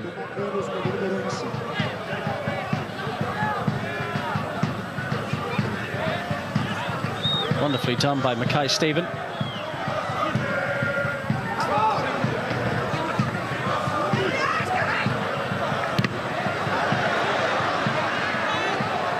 Cypriots have been aggressive, you know, all night. They've never really allowed Aberdeen any comfortable possession or time on the ball. Aleph. Even if Apollon-Limassol score, the objective remains the same for Aberdeen, get their goal. João Pedro. Aleph. I think they want him to have a go. Looked like a rather desperate attempt to win a penalty from Considine.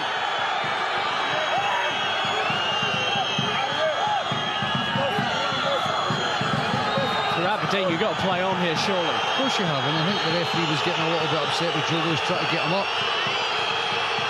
I mean, seriously, he's rolling about as if he's been decapitated there. You know, Andrew Considine's arm comes up and touches him. That's it.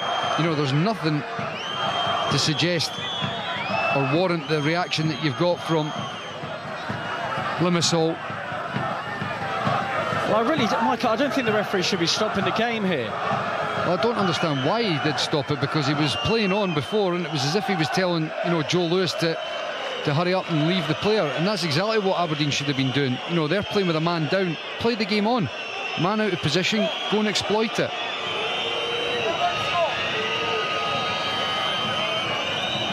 It's killing seconds. It's killing momentum. 10 minutes of regular time to go. There will be plenty of added time, I imagine.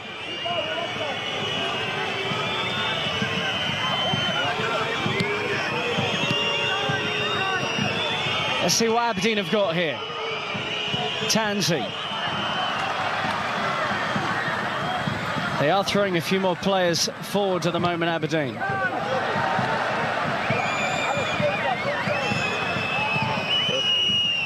It's got to go into feet. Wayward beyond Maynard for the second time from Tansey. He's better than that, Rob. He's capable of finding those passes. He's got to. With 10 minutes to go, you find those passes, all of a sudden you get into dangerous areas. You don't, it means that they can go and counter on you. They get possession. Greg Tansey's capable, more than capable, of playing those balls.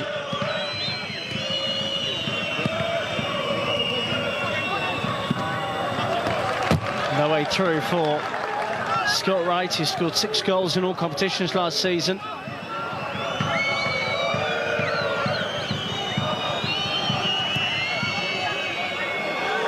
Let's see if the youngster can have a defining impact.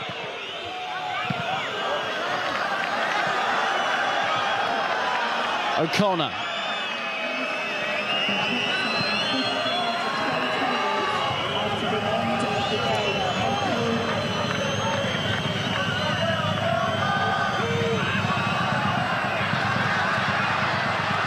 This is where they've looked menacing in the second half. Apollon-Limassol on the counter-attack, but poorly executed by Alex.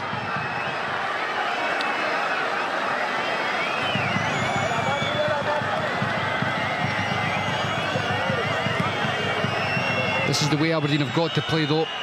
You know, 1-0 down. If they go 2-0 down, the game doesn't change. It's a challenge through the back of Nicky Maynard. So it's a card for one of the substitutes here in Stiliano. I mean, how he can complain is beyond belief. And could you imagine if that foul was against one of their players? They'd still be rolling about on the deck. I just find it unbelievable how some of these teams, they get touched themselves and they roll around as if they've been crippled, and yet they fly into tackles, ridiculous tackles at time, and complain. Anyway, this is a good opportunity for Greg Tansey to put in a ball and put them under real pressure. They won't get many more moments like this. In by Tansey, flicked on by Maynard. Oh, and it almost ran to Considine. I thought it had for a moment. Apollon clear the ball.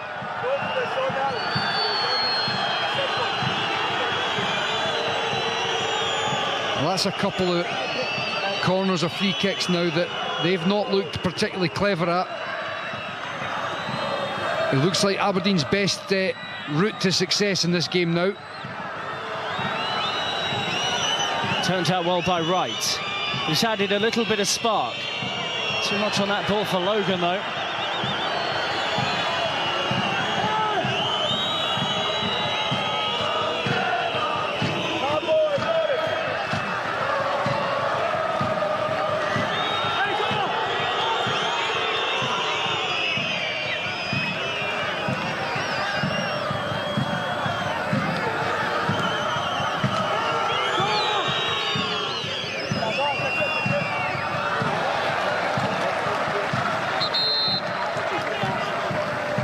You see here Nicky Maynard flicking it on it. I think it just comes off, is it Alef's hip? And he managed to get away with that one. Fortunate for Limassol. You see there, they were panicking on the sidelines. But that is the best route for me, I think. Corners, free kicks, Aberdeen now look to get Greg Tansey on the set plays and put the balls into the box. They've not looked particularly clever, Limassol, at defending them in the last wee while. Fresh legs in attack, surely to hold up the ball for Apollon-Limassol as Emilio Zelaya is brought on here, the Argentine, new signing for them.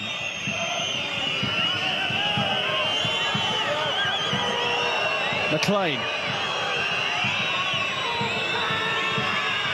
Logan needs to cross it. Well, not really away properly. And fizzed in from Mackay-Steven.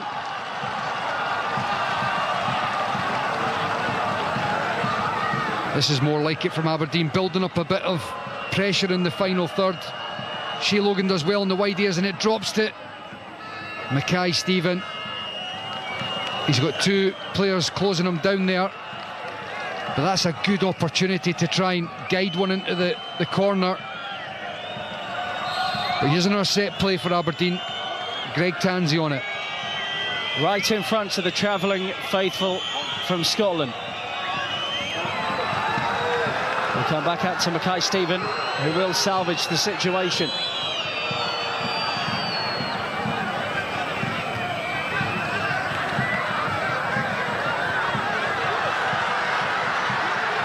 Zelaya, the new player onto the field. Flag, we'd have thought would go up, but Sardiniero's onside. Oh, it's tipped onto the bar by Lewis, but they have their second goal. It is the substitute, I think, Zelaya. And Apollon-Limassol will feel they're very close to the playoff run now.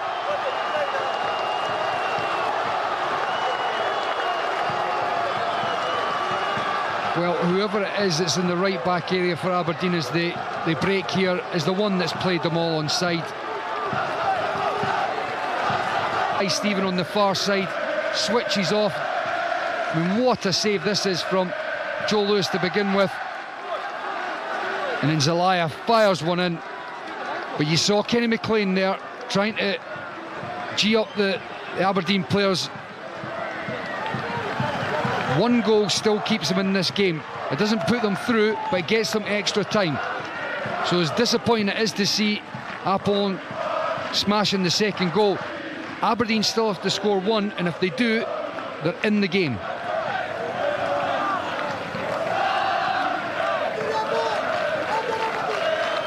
Yellow card for the celebration. But as Michael said there, absolutely the situation does not change the circumstances at Aberdeen. They have to score. They've needed to score since the 17th minute of this second leg tie. On by Christie. Right. It's a wild tackle. They'll take that, Aberdeen. Ill discipline from Apollon-Limassol.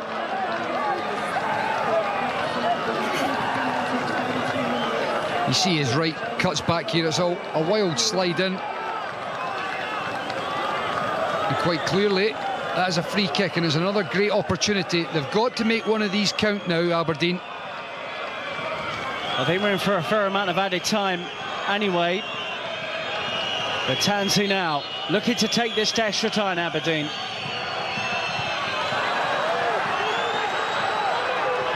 Joe Lewis is up in the box.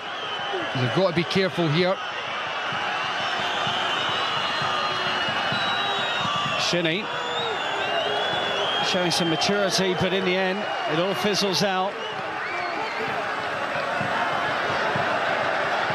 We're grateful for that, Aberdeen.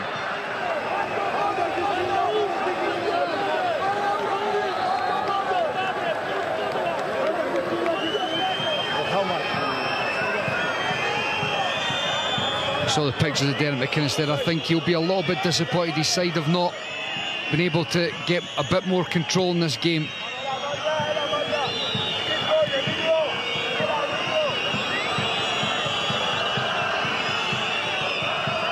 Out by O'Connor.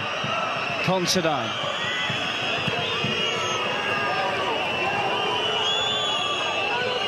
Right.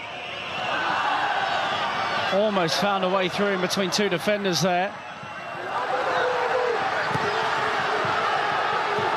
Stilianu, well tracked by Shinnie. That's great play from Graham Shinnie, it really is. It's now or never for Aberdeen. They've got to throw caution to the wind.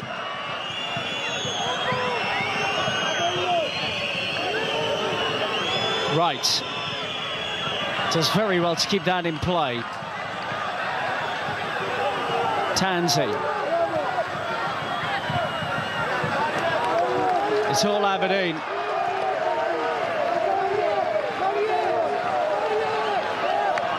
Well, it's got to be at least 6 minutes. Apollon-Limassol not happy.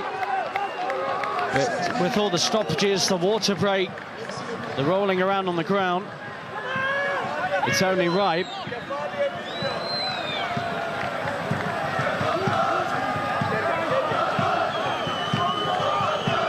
Lots of time, 6 minutes. You still see the Cypriots are full of energy, closing Aberdeen down, not giving them any time on the ball at all, putting them under real pressure there and forcing the mistake from Shea Logan. They've really knocked this Aberdeen side out of their rhythm. They've never allowed them to get any sort of pattern of playing the game. Charles Pedro. Aleph. I feel sorry for the Aberdeen midfield. They've been given too much to do in this game. Too much running, taking the energy out their legs. Defensively, I think they've been let down. Out by Charles Pedro. Kiriakou. Sargenero with a handball.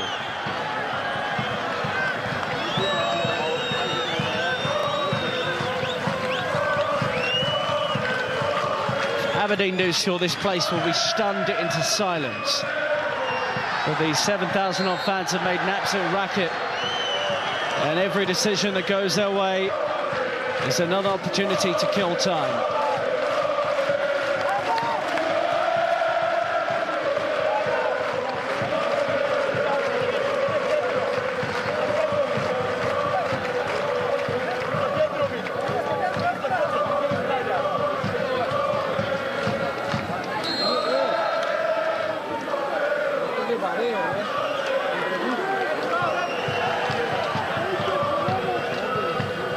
Zelaja!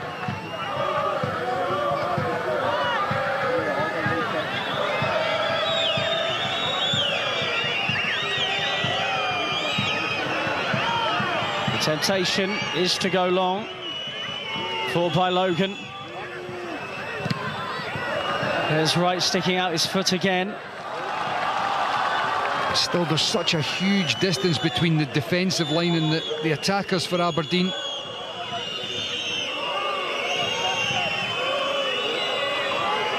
Right. Shinnie. Deflection takes it through to the goalkeeper. 3 minutes to go.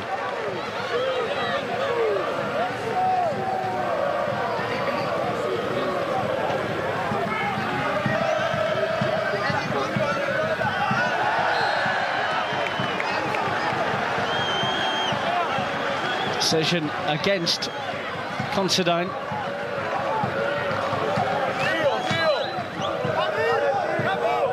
Just got to be a wee bit cuter there, Andrew Considine. It's up against Maglica, and you know that he throws himself at the deck at the slightest touch. The ball was in front of him. Sometimes as a defender you've got to recognise you can't win it. Don't even touch him. We are on the brink of a new domestic season for Aberdeen. League and Cup fixtures against Hamilton.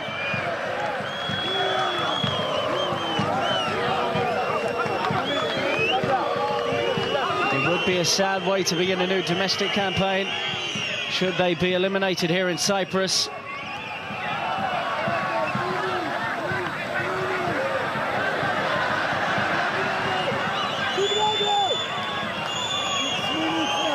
All right, brilliant again. Oh, goalkeeper and defender do not communicate.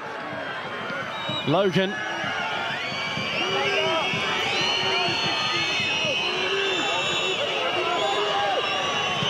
Swept in by Wright. Good ball as well. And the header from McLean is straight at Bruno Valla. It's a great ball in from Wright. Kenny McLean rising at the back post and anywhere other than right down the throat of the goalkeeper, and you think there's a chance. In the end, it's very easy for the Portuguese goalkeeper.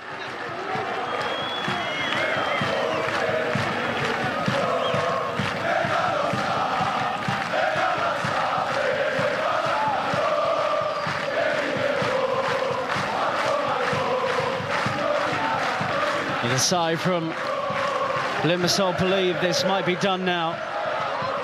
City rivals are Limassol, knocked out of the Europa League already.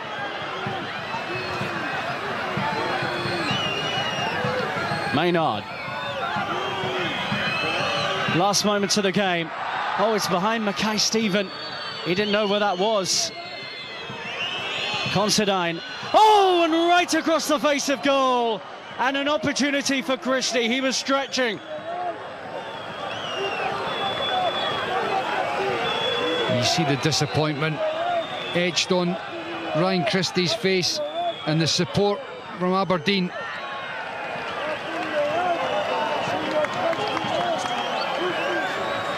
As it came back there, good bit of play from Nicky Maynard originally, and the ball came fired across the face of goal. Ryan Christie inches away.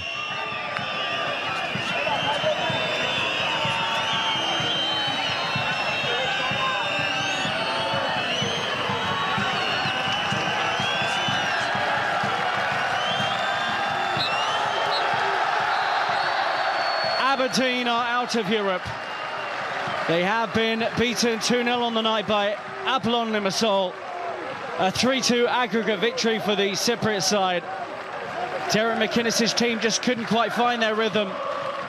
It's a team, Michael Stewart, who used European nous to win this one. He certainly did, but to be perfectly honest, they were the better side tonight, Limassol. Aberdeen didn't do enough. Very disappointing for Aberdeen and for Scottish football that they've not been able to get through to the next round. But Apollon-Limassol were able to get the upper hand in this game, and they never really allowed Aberdeen to get into it.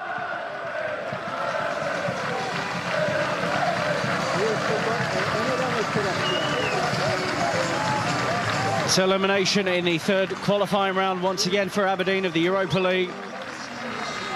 And now they'll turn their attentions to matters domestic, which begin in a matter of days. It's a tough one to take for many of those players who felt they were good enough to go all the way to the group stage of the Europa League this season, having seen other Scottish sides fall at earlier stages in the Europa League qualifying process.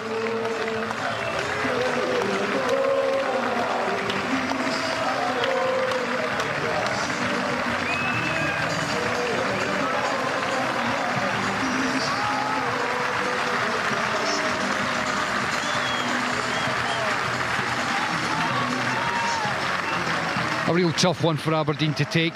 I think there was a belief and an expectation, as you said there, Rob, that they could go all the way into the group stages. But unfortunately, on the night, they weren't good enough. I think the problems stem from defensively. They weren't strong enough. They didn't hold on high enough line. They didn't give the opposition, the rest of their team, enough chance to get into the final third and cause them problems. And you see here, Skembri with the goal, the first goal, Maglica at the front post, cutting it back. Plenty of bodies back from Aberdeen, and it was like that a lot of the evening. Lots of bodies back. The defenders sometimes have got to be brave and tell the players, go away, we're here. We've got to do the defending. That's a wonderful save there from Joe Lewis. Zelaia fires into the back of the net for 2-0 and take Limassol through to the next round. Really disappointing for Aberdeen, but they've got to look forward to the domestic campaign, and a lot to play for the Dons. Full time here. Apollon-Limassol 2, Aberdeen 0. The Cypriot side progress 3-2 on aggregate. Thank you for joining us this evening.